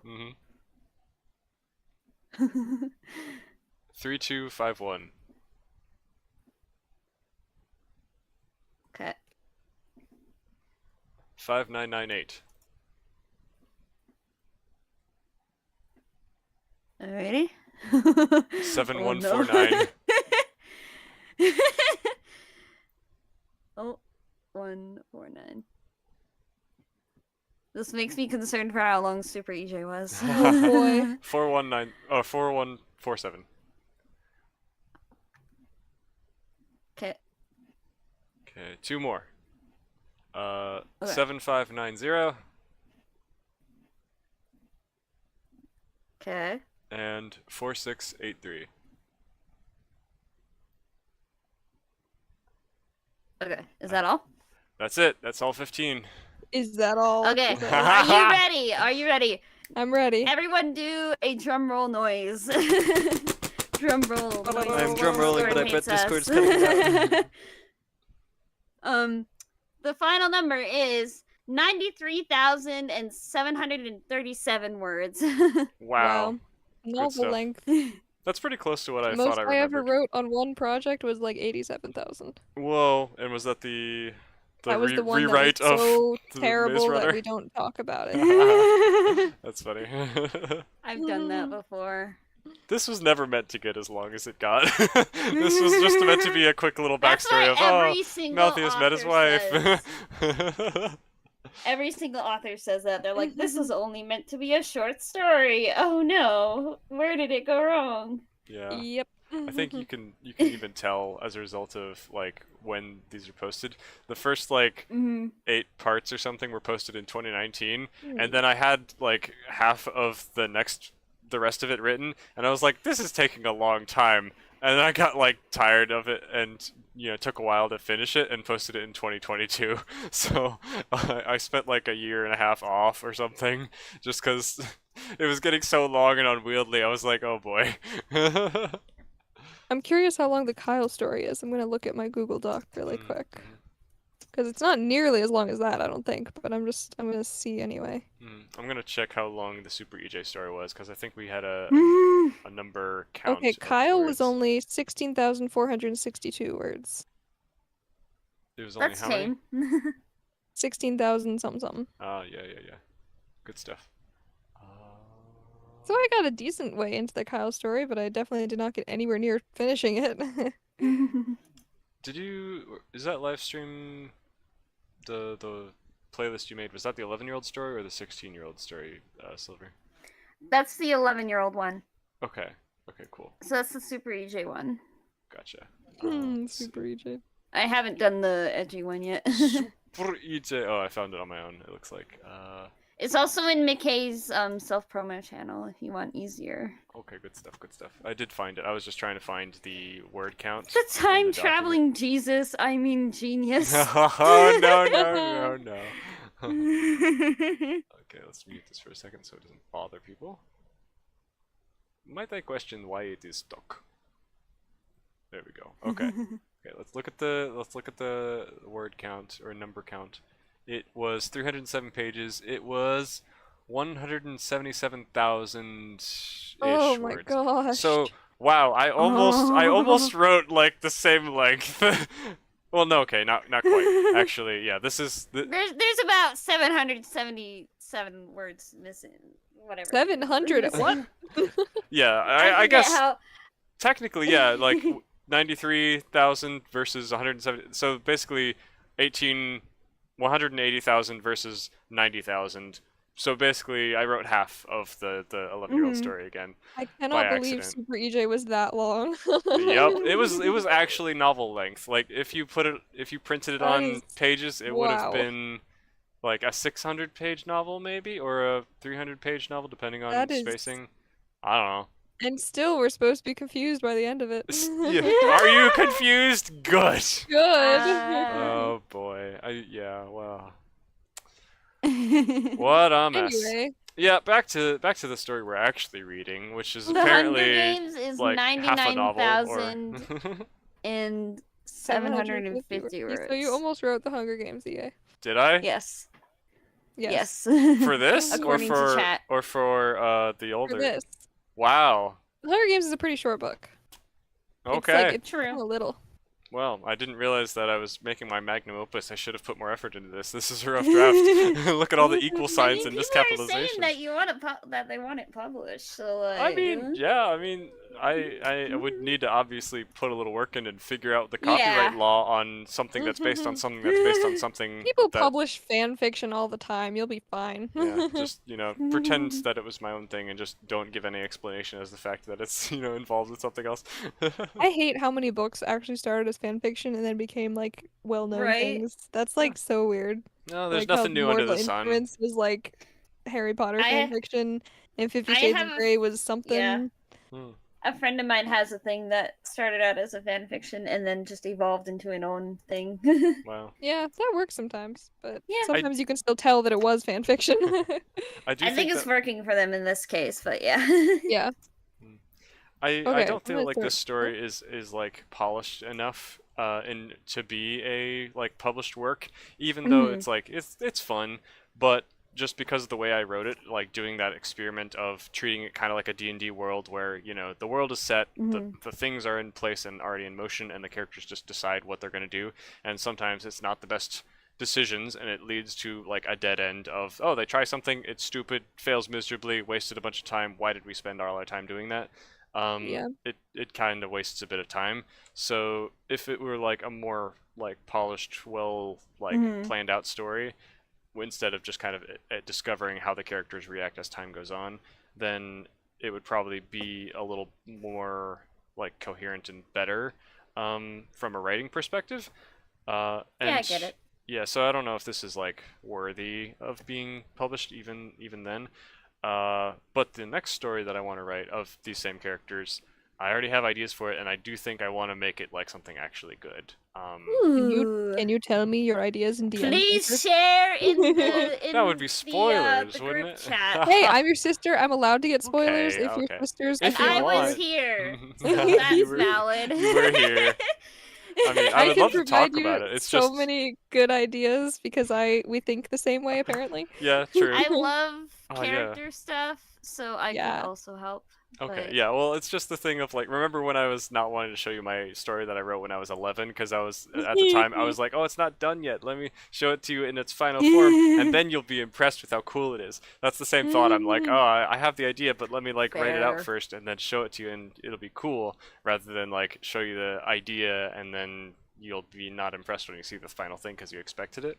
But yeah, I'm down to show it if you want, I guess. Um, but yeah, Please it'll take some time to do. write it out, obviously, because apparently I'm gonna be I'm gonna go crazy with it, and it's gonna be like 3 times as long as I expected, which is a problem because my plan is actually kind of long for this one. I'll never This is off finish it. Classic topic. EJ. Yeah, This is off topic, but do you guys want to know something horrifying? I would love Uh-oh. to know something horrifying. So Gracie sent me this thing that like I'm it's like a horrified. personality quiz, but but it like it kind of goes for like a lot of different like movie and book universes. So like it's the same quiz, but like it gives you lots of different results. Um, And Swagger just said in the chat that 50 Shades was originally a Twilight fanfiction, which I was trying to remember what it was a fanfiction of, so thank you for reminding me. And that reminded me that when I took that quiz, it gives you, like, in order, like, the percentages of how much you like certain characters. And I was 91% the girl from 50 Shades of Grey, and I really don't know how to feel Oh. about that. Oh no. What? I I feel don't bad know. for you. I am so sorry. But thankfully, there were other characters above that. I was 94% Uh, Death March from Little Women, which I really don't remember that much from, and she like dies. But you know, it's oh. better than 50 Shades of Grey. So Well, I haven't read either of these books, so I don't know anything about I've this. watched a review on 50 Shades of Grey, so I've like seen some of it being read out, and it's just cringe and weird. Oof. Oh. Like I'm not even like disturbed. I'm just like, well, ew. You want to know Mm. something else weird? I watched an entire video of someone reading out My Immortal. Same. Um, My Immortal is just it's a historical moment, you know. yeah, yeah, that's A why. moment of Well, and I internet kind of did history. it. I did it out of spite because I was like, the amount Oh, of times no, I clicked on the have. video, the amount of times I clicked on the video and then like didn't finish it, I was like, you know what? This is the last time I'm clicking on this video, and I made it through. Good. My name is Ebony Darkness Dementia Raven Way. Dementia! Oh wait, I have Oh, wait, dementia. Oh wait, I Mars. have Oh wait, dementia. I have dementia. Oh Oh wait, wait. I have dementia. Silver Elsia, says, that's okay, what? Elsia, that is exactly what happened to me when I was writing this story. The one that I wrote in most of it in 2019, then took like a year break, and then finished it and posted it in Yeah. 2022. Yeah, that's how it That's why I be. have no finished stories because be I that way write sometimes. like 5 to 10,000 words and then I'm like, okay, I'm done.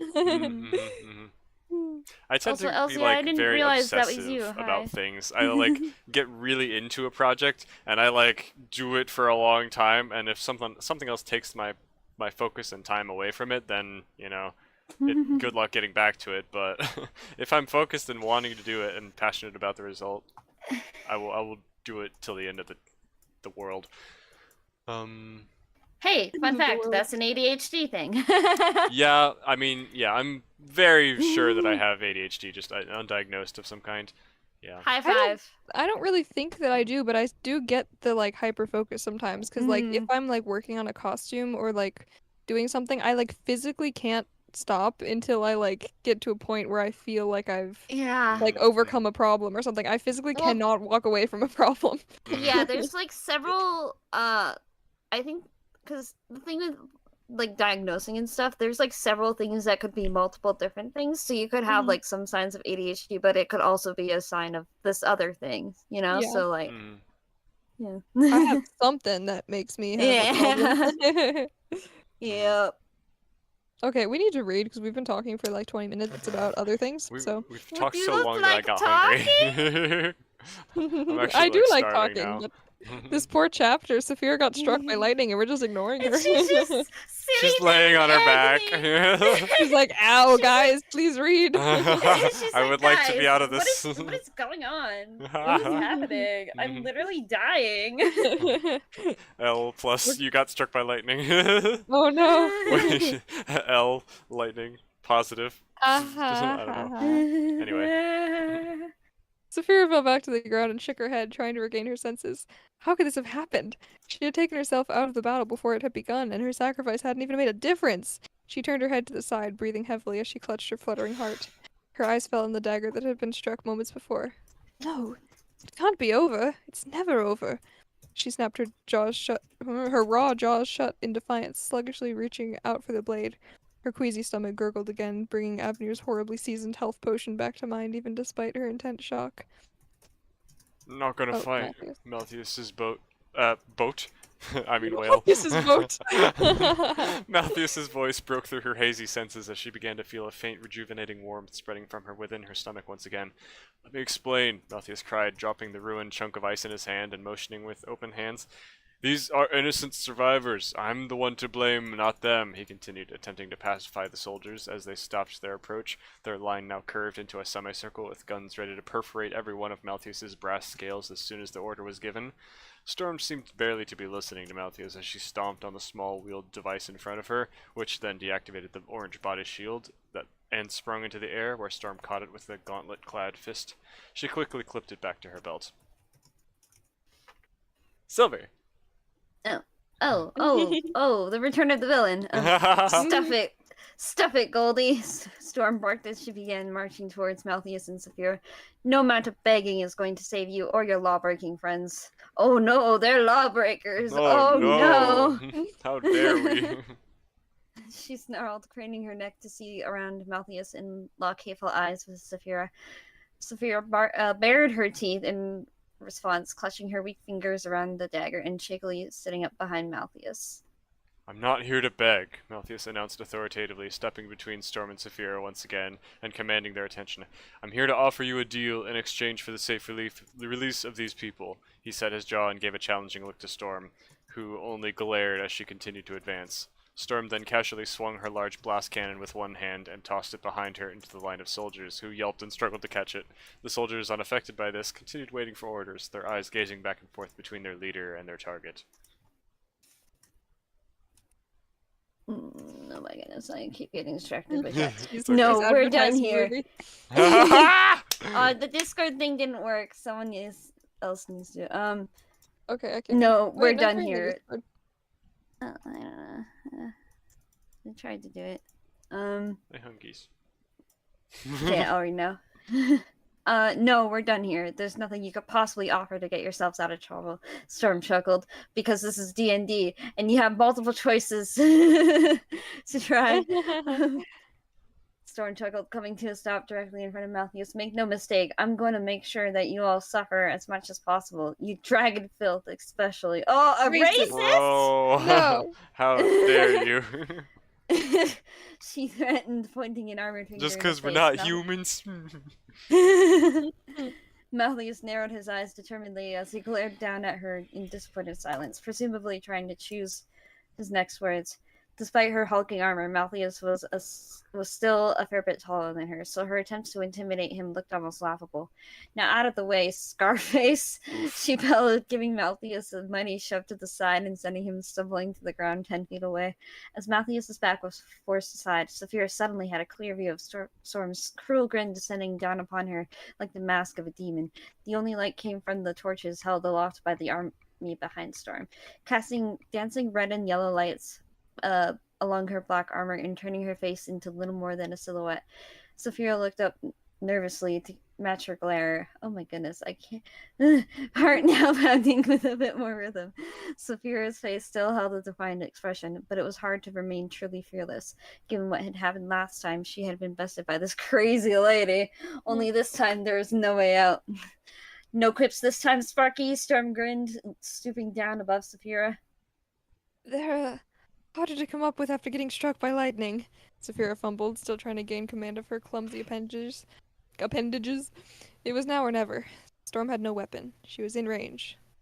Uncapitalized. All Saphira Oh had to do no! was Flaw! A flaw! Not publishable! Oh no! Saphira groaned, struggling to move. With the last ounces of her strength, she urged her legs under her and leaped. Or tried to. Her limbs barely moved and twitched painfully as she tried to lunge. The next thing she knew, Storm's armored fingers had clamped firmly around her throat. Oh no, it's Winter No. Soldier time! And began to freeze. Malthus, save her! She's your wife, or will be, Your unless wife? she dies right here. Saphira gasped and tried to pry her hand off, but only found herself being lifted into the air by her neck. She tried to whimper, but could make no sound. She couldn't breathe. All she could do was swing the dagger that had fallen out of her hand. Oh, She hadn't even noticed. rip. Storm's face brightened with cold satisfaction as Saphira flailed weakly to scratch at her face, but only hit the semi-transparent energy shield that now shimmered around Storm's head. She has an aura? Okay. Oh, wait. Whoever you are, scumball. I hope you can see that everything you stand for will fall. Everything you've done here has been for nothing. And your dad forgot to mention that you can be broken too. Storm sneered, squeezing even hard. I've just turned her into like this Looney Tune villain. I'm so sorry. You can be broken too! You'll break too! Pennywise. Saphira sputtered, unable to take a breath, unable to move, unable to do anything. This is finally it. Tears involuntarily began to swell in Saphira's eyes as her vision began to darken. Her throat was on fire. Her lungs were bursting. Her body twitched once more, this time feeling completely out of her control. She slowly started to fade out of consciousness as her vision closed in on Storm's scream smile. Suddenly, she found herself laying face down in the wet grass again. She had lost a few minutes there. She took a ragged breath and coughed wretchedly as she held her bruised, burned, abused throat. Her stomach burned. The last remnants of Abner's potion probably working overtime to help her cling to life, despite anything. With labored breathing and jelly arms, she managed to push herself up just enough to see Storm about 10 feet away, holding her arm as though she'd taken a bad hit. And once again, Malthus stood tall between Saphira and Storm. Yeah, let's go! The soldiers gritted their teeth, seeming about to fire. Order, no order. What happened to not fighting, Lizard Boy? Storm roared at Malthus. Her rage clearly built. I love her insults. Clearly building. Okay. I don't fight unless I have to, he retorted, squaring his shoulders. Ugh, this is stupid! You're stupid! Why are you stupid? Saphira yelled at him, or at least tried to, as her throat collapsed in on itself Good question! and another fit of painful cough. Of course he had to fight! What more could he do with words at this point? Look, you know who I am, look, you know who I am, don't you? Malthus tried again. I don't care who you are, you will not stand in the way of me turning that slimy worm into a puddle of goo on the ground, Storm snarled, raising her arm to prepare for the command. Taking out the gold one. Oh, take out the gold. That's a command. Sorry. Take out the gold one! Leave the other for me, she barked, chopping her hand downward to give the signal. But the soldiers didn't fire. Oh! A mutiny? Oh. Rather, they hesitantly began to stand down and avert their guns towards the sky again. What are you doing? Storm roared, rolling on them. Oh, who's this? Oh, a new voice, Oh boy! We need to bring someone else into the call, where's Shroomy? I'll do one. Captain Storm, what is the meaning of this? A new voice called Actually, out sharply maybe it would be above better the for rain. McKay to do it because you're gonna be Oh, talking to true. yourself otherwise. Oh, True. yeah. McKay can do it then. Let's Okay, see. try something. I need to think of a she's good voice. she's like a elderly like battle captain. Elderly battle captain. I mean, Those two she's things like would- imagine like So the dad, okay. imagine like Princess Leia, like General Leia or something like that. I don't know. Okay, I'm not You good could at just do winter. Yeah. I don't like know. voices. Just Win- try do a winter impression. Remember the I don't know what lady her voice sounds like. from Arcane, the girl's mom? I can't. Her voice, her I don't freaking rasp. know. Captain Storm. What is the meaning of this? Oh my gosh! That's just doofus shorts. Too much short. Oh no! A new voice called out sharply above the rain. Storm, Malthus, and Saphira turned behind them to see several high-ranking magistrate officials casually emerging from the trees on horseback, flanked by more magistrate foot soldiers. Soldiers? The man who had spoken was an older Foot shoulders? What is a foot shoulder? Angular features and a red streak dyed into her white hair. She wore light black armor and a red cape, which helped to conceal the weapons on her belt. Her face sported a beauty mark on her wrinkled cheek and a severely unamused expression on her face. She clicked her tongue to slow her horse. I can't even English. And stopped within the semicircle of soldiers, staring down at Malthus, Saphira, and Storm. We bring back up to the sounds of your fighting, only to find you failing to fistfight two Dragonborn.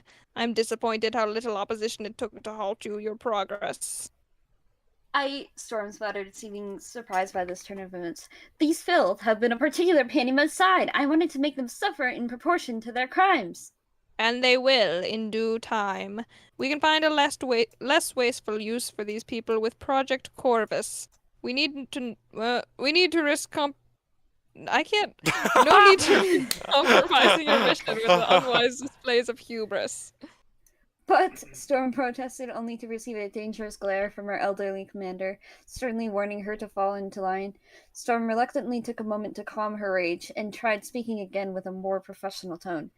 This blue dragoness is dangerous. I respectfully recommend only this one execution.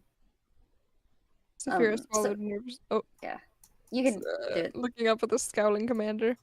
The old woman turned her intense gaze on Saphira, who still wobbled on her hands and knees. Saphira tried to steady herself as the potion restored one final shred of her strength before seeming to stop bubbling within her. Saphira shot back a hateful look at as the woman's eyes bored into her, studying her every fiber. She doesn't look like much of a threat, the commander scoffed after a moment of sizing up Saphira's shaky, soggy, panting frame. But I will trust your skewed judgment in this matter. Take your revenge, but waste no more time. The woman turned her horse to begin walking towards the main group of refugees from whence she had came. Malthus. Oh, that's me? Sorry. Wait, before you hurt her, I have a proposition you will want to consider, Malthus called out to the commander. She stopped, but didn't bother to turn towards him. Speak, she barked back, sounding annoyed. My name is Malthus, son of...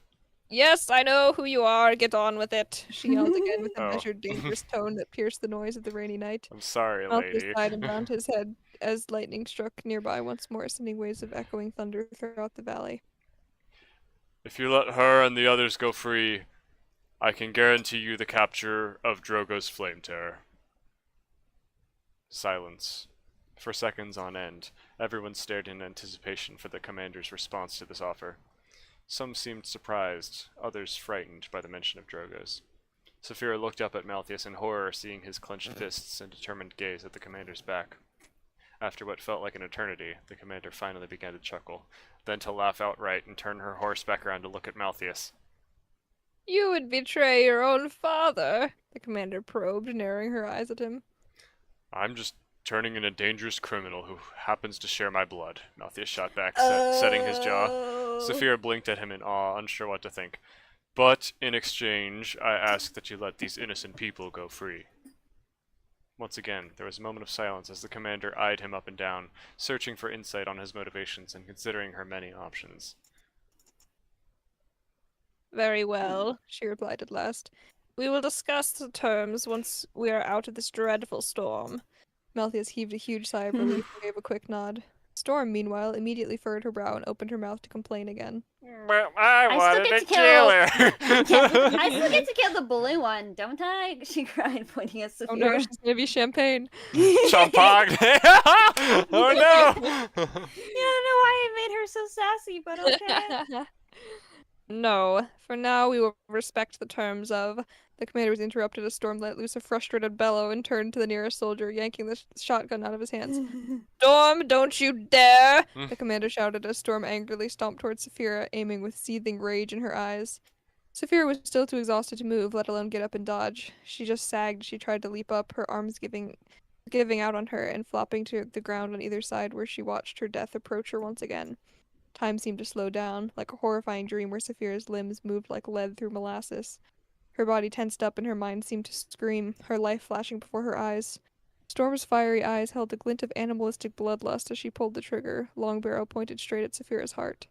The muzzle flashed to light up Storm's cruel sneer of victory, even as an electrified dart slammed into Storm's chest from above, pouring electrical arcs into her armor once again.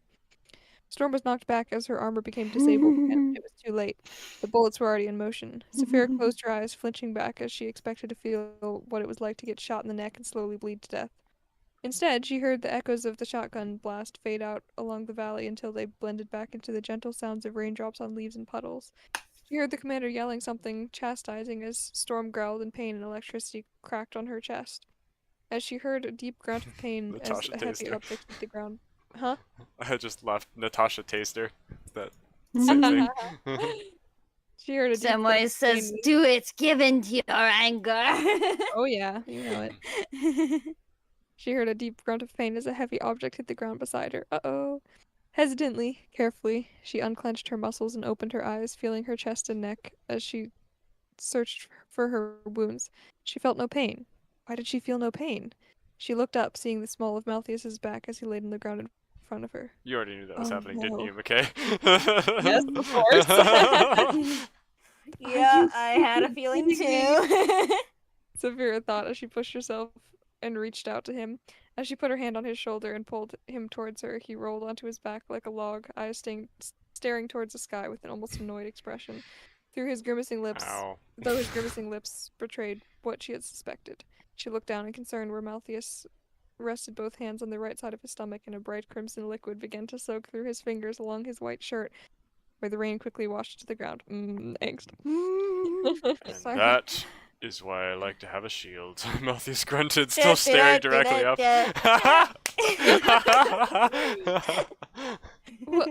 Why?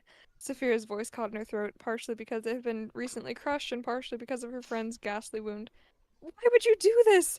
Please stop saving me, she pleaded with him, digging her hands But under she's her own cute.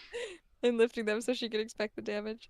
His wet shirt was little more than red, shredded scraps of cloth at this point, loosely draped over a section of mangled and shattered chainmail armor, which had seemingly not done much to protect against the blast of tiny projectiles. She gently lifted the chainmail armor and shirt above, only to find that sections of the damaged chainmail were sticking into the scales below like thick fish hooks embedded in his wound, keeping the chainmail armor stuck to his body in that area. Malthus grunted sharply and tilted his head down to look at what she was doing. Sorry, she mumbled, slipping a hand under the armor to unhook the metal from his flesh. All the while, she could see a river of blood seeping along his shirt and coloring his back redder and redder. She still couldn't see how bad the wound was, which scared her even worse. Abruptly, the commander's horse stomped to a stop beside her, and Saphira looked up to find a disappointed scowl looking down at Malthus's slowly paling face. Tisk, tisk, such a shame. So many young men die for love. Terrible waste of good soldiers. The commander clucked her tongue, making no effort to help him. Saphira sighed at the assumption, more concerned with her work than with her reply. He's just a friend. I only just met him, she replied, trying to carefully pull loose a sharp, broken loop of metal from the skin a little below where Malthus's kidney might be. Ha! The commander scoffed in reply. Lie to yourself all you like, but nothing gets past me. No one dies for a stranger. At this point, Malthus struggled to sit up and glared defiantly at her. Unless you have a hero complex. Oof. I'd die to say it if an enemy if I thought it was the right thing to do, he spat back. Then you're a bigger fool than I thought, the commander smiled, urging her Hero horse to walk complex. away. I'd save my strength if I were you. You're in no position to make demands for our negotiation tomorrow. At this, Saphira used her other hand to push Malthius's back down so his tensed muscles wouldn't complicate her amateur surgical extraction. It was already hard enough with the lack of visibility, her shaky hands were everything that had happened, and her vivid imagination of whatever gore lay beneath this armor. Malthus let out a low, tense sigh as he laid back down, closing his eyes tightly against the pain. I can't believe you did this again, Saphira finally blurted out. Why can't you just leave well enough alone instead of going out of your way to help me? Excuse me? Malthus opened his eyes and looked at her in disgruntled confusion. What was I supposed to do? I can take care of myself. I don't need anyone to help me, Saphira snarled. Malthus just blinked and stared back for a second. If I hadn't stepped in, you'd be dead. What part of that is hard to understand, he groaned. You should have let me die, she roared, tears welling up in her eyes. I live by my choices. I should die by them. Malthus grimaced again as she wrenched another hook free. Why are you so against getting help? No one can survive on their own, he pointed out. I'm not against help. I'm glad Avenir helped me. I'm glad I could help Rowan, but... She trailed off as she began to focus again on a particularly horrible tangle of metal and scales. But just not me? Malthus quietly asked. Saphira stopped in indignant surprise, trying to disprove his words, but finding herself unable to find anything to say. You're helping me right now. Why can't I help you? He pleaded gently. Stop it. The classic dilemma of my favorite characters and their other protagonist buddies. Of course, of course. Stop. Just stop talking, Saphira snapped, silently going back to work. Do I scare you? Malthus asked.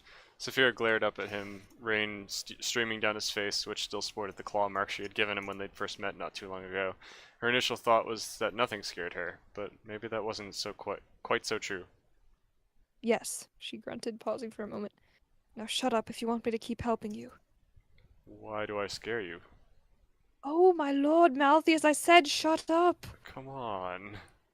I'm warning you, I have a hand right on your wound. I guarantee you I can slap you hard enough to make you pass out. Oh, Saphira threatened. yikes.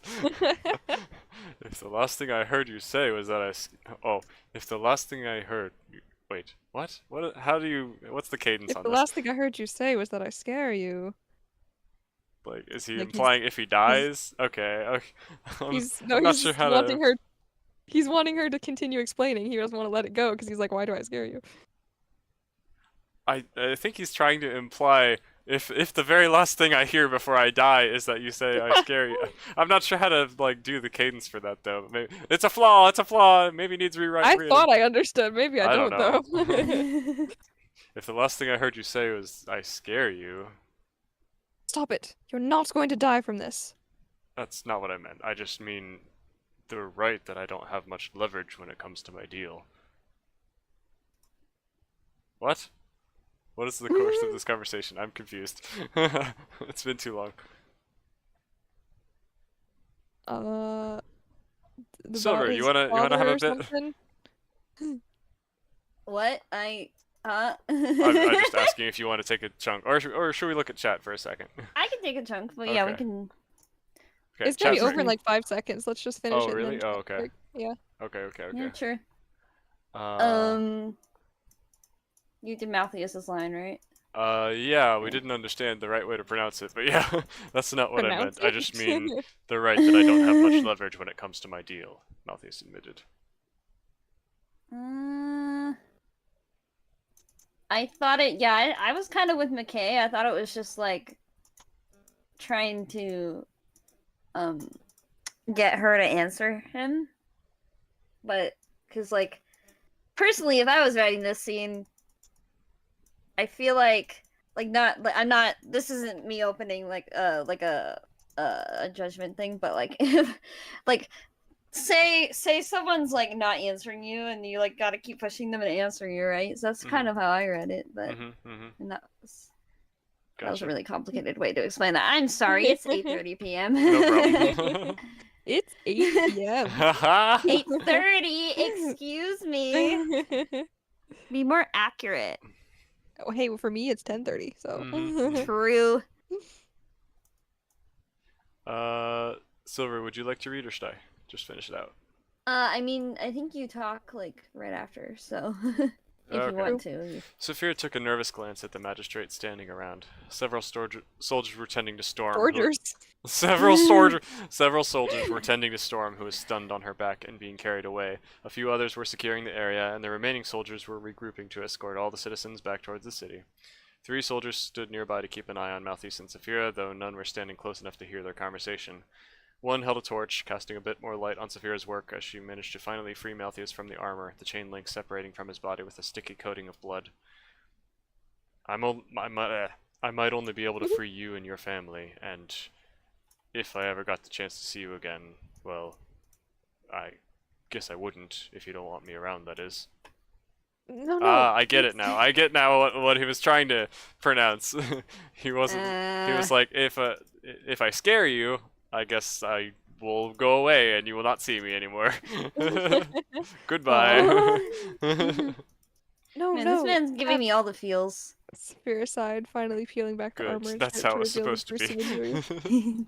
But yeah, once again, very, very similar to my own writing things. Anyway, finally peeling back the armor and shirt to reveal the gruesome injury. The flickering torchlight did little to hide how bad the injury was. The chainmail had ruined the flesh on the surface, but the shotgun had torn several deep holes further into his body and had probably hit vital organs. She bit her lip, looking at his pale face. It's not that I'm scared of you. I'm scared of you being around. Look at yourself. Look at your face. Ever since you met me, you keep putting yourself in harm's way, and I keep getting you hurt. It never would have happened if you just leave me alone. I just wish... I don't want to feel guilty because I owe you something I could never repay. You don't owe me anything. Malthus smiled softly. I'm not keeping score, I'm just trying to help, okay? Saphira blinked tears out of her eyes once more as she placed both hands on his wound and pressed hard to keep him from bleeding to death. He grunted again and clenched his teeth, but allowed her to continue this. And thank you for helping me. He attempted to smile again, before closing his eyes and laying his head back.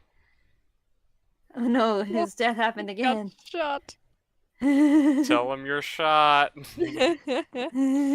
Well. I sure love when characters get shot. Oh no! Lol, the friend syndrome just gives me a Man. miraculous ladybug PTSD. What? Oh no. What do you guys I don't think? even- Are you... Do you like? boy. Do you hate? What are thoughts? I Hey, like you're- a lot. You're angsting it up, of course I like. Yay. I like a lot.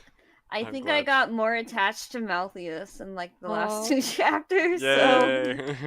so that's a good sign. Yeah, you gotta slow build the Oh. relationship. You can't just like jump into it like on chapter Oh. 1. Well, and he has the usual complex that I like in a character, so I think your character passed the silver protagonist Yay! points.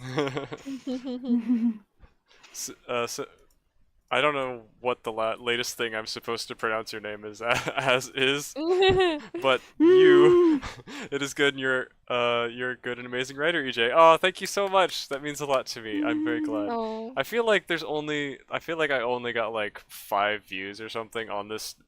I had 4 views on this story before this. No one else has appreciated this story. This is the first time like anyone has actually given it an audience. So I very much guys, appreciate the validation. It's on Wattpad. Hold on.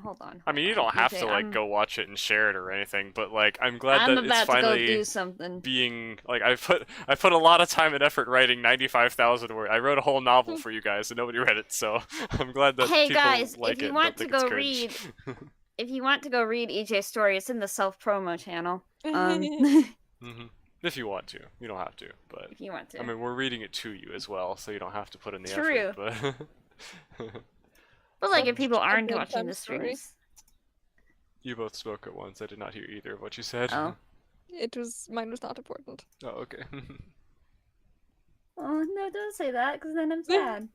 No, it was not. I just said it was a bedtime story. Oh.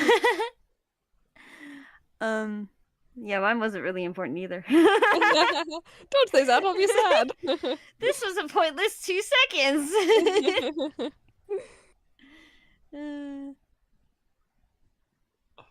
Try to read back through all the many chat we missed. Why is she so violent? I can't believe I was considered a Saphira.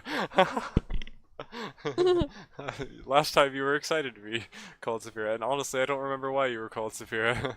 It was Just something. because it starts with S, I don't know. No, it was something. It was something minor. Just like some coincidence or something. I don't remember. Uh, Dude has a what? Spider-Man Oh. combo. I just typed that so wrong. I am Mhm. so sorry. I just missed the X. Oh. I had one job. These furry got trauma. Oh no. True. Yike. Matthews gives me Callum vibes and I love him. Oh, he definitely has He's the more chill than save the Callum. damsel in distress Yeah. vibes. Callum's definitely like has way younger vibes. Mhm. Mhm. This man's been on ADHD meds for a while. Aw. That's the difference. Samway says you should publish your novel. Isabella says Mactheus is so freaking cute. I love him. I need a guy who would save me in Mactheus. mid-battle. Ah, yes. I'm glad. See, I'm ideal man. I don't know. I feel validated. Thank you. I appreciate that we're not like reading it and cringing like we did for my 11-year-old story. It makes me wish that I had a story that was anything longer than like 5 seconds. Same. And I could be validated, but I don't. I mean, yeah, we could validate your smaller chunks, you know, if you want to just continue going and like write something longer. Silver, what you just said in chat reminds me of Bucky Charms Taste the Rainbow. What? No, we are not getting a stream tomorrow. I decided to stream today instead because tomorrow I'm going to be flying to Colorado, so I won't be able to stream. I'm a giraffe! What? You Wait, still why are you don't know the flying? vine after so many times we've referenced it. Why are you flying You to legally have to tell me. Colorado? My work is sending me to go learn Java for a conference. Oh, So I'm fun. going to go learn more Java stuff. I mean, I already know the programming language of Java, but there's all these extra like plugins and Yeah. fancy techniques and stuffs, and I don't know, they're sending me to go learn, and it's gonna be like 9 a.m. to learned. 9 p.m. and I'm just gonna like have my brain shoved with knowledge for like the whole week, Mm, and it will be too much, and I will not learn all I need to, and I will feel guilty, and it will be stressful, but eventually I will get home and I will be able to collapse and relax on my bed after flying all night, and yeah, but that'll be next weekend. So no stream tomorrow, but we'll probably be back. Oh no, McKay said that next Monday she has VBS on Monday, so we'll have to stream like on the weekend maybe instead, or Tuesday. I don't know. We'll figure it out. Tuesday Um, also VBS. Mm. It's the whole week, EA. What? Oh, VBS lasts the whole week. yeah. Okay, so we'll have to do it on the weekend then, like maybe Sunday night next week as well. So yeah, join us next week for more Malthus and Saphira's story. I really need to go get some food. I am starving. same. Let's see. Mac, I love Me- Mac. Yes. We are all terrible at functioning like people. True. You guys are making me happy. I'm glad that other people are enjoying my Yeah. story, and I'm not like. I'm glad nobody's thinking like, oh no, what a, white knight coming in to save the day. What a Mary Sue protagonist. How dare he cliche sacrifice himself to help the lady, all that. I don't know. So like Well, I was she trying to is- not rush into things too quickly and like force the relationship to happen. So I don't know. I was kind of causing as much drama and heartache as possible first because I thought it would be I fun. feel like he can't be a white knight if she's the opposite of a damsel in distress. Mhm. Yeah, she's very like she's very headstrong and like Yeah. I don't need no man kind of like doing her own thing. So it takes a lot of like softening of her heart to even like make her consider that kind of thing as an Yeah. option, I feel like. Yeah. Cute. Yeah. Mhm. Everybody's different. I must acquire sustenance as well. Okay, we'll make sure to feed the fish soon. Java, Java. Don't eat the fish. Don't judge my spelling. Yeah. Yeah, don't worry. And we- don't let the fish eat the fish. Haha, call back. Oh no. Sam Yeah. says, "Okay, I legally have to tell you this. You're a giraffe." Yeah, Thank you and for telling me. I know a couple people said that I think Samwise and Isabella both were writing stories as well that they wanted read or something, we might not read them on stream because it's not something that McKay and I made, but if you post it in like the Discord or something, we can all like I we did can have say our that, little yeah. story like sharing session to each other and like, you know, Yeah. we can all grow as writers together and have a good time. So yeah. I actually don't eat fish, huh? I actually ate fish today. I had fish Wow. sticks. It was good stuff. My brain just turned off. Who am I? Oh. Where am I? How's life? What is a brain? I don't know. Oh, it's a meme. Gotcha. Would read my assigned parrot story not on stream. I think she means assassin pirate. Oh, okay. Yeah, I will not judge the spell. Sign correct. Yeah, sure. I'll read it. I'll read it as soon as I have consumed. Like, I need to actually eat food first.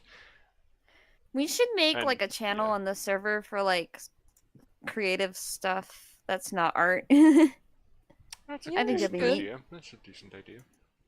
You're a decent idea. Oh! What the compliment get attacked? I'm so sad. Correct. I'm so sad that Wazando, that was his moment of glory, and now Wazando! he might not show up again. I don't remember if he shows up again for the rest of this story, but I definitely want to have him in the next story, because I've got the plan for the next story, still including these same characters. It's more of a mystery vibe. Ooh.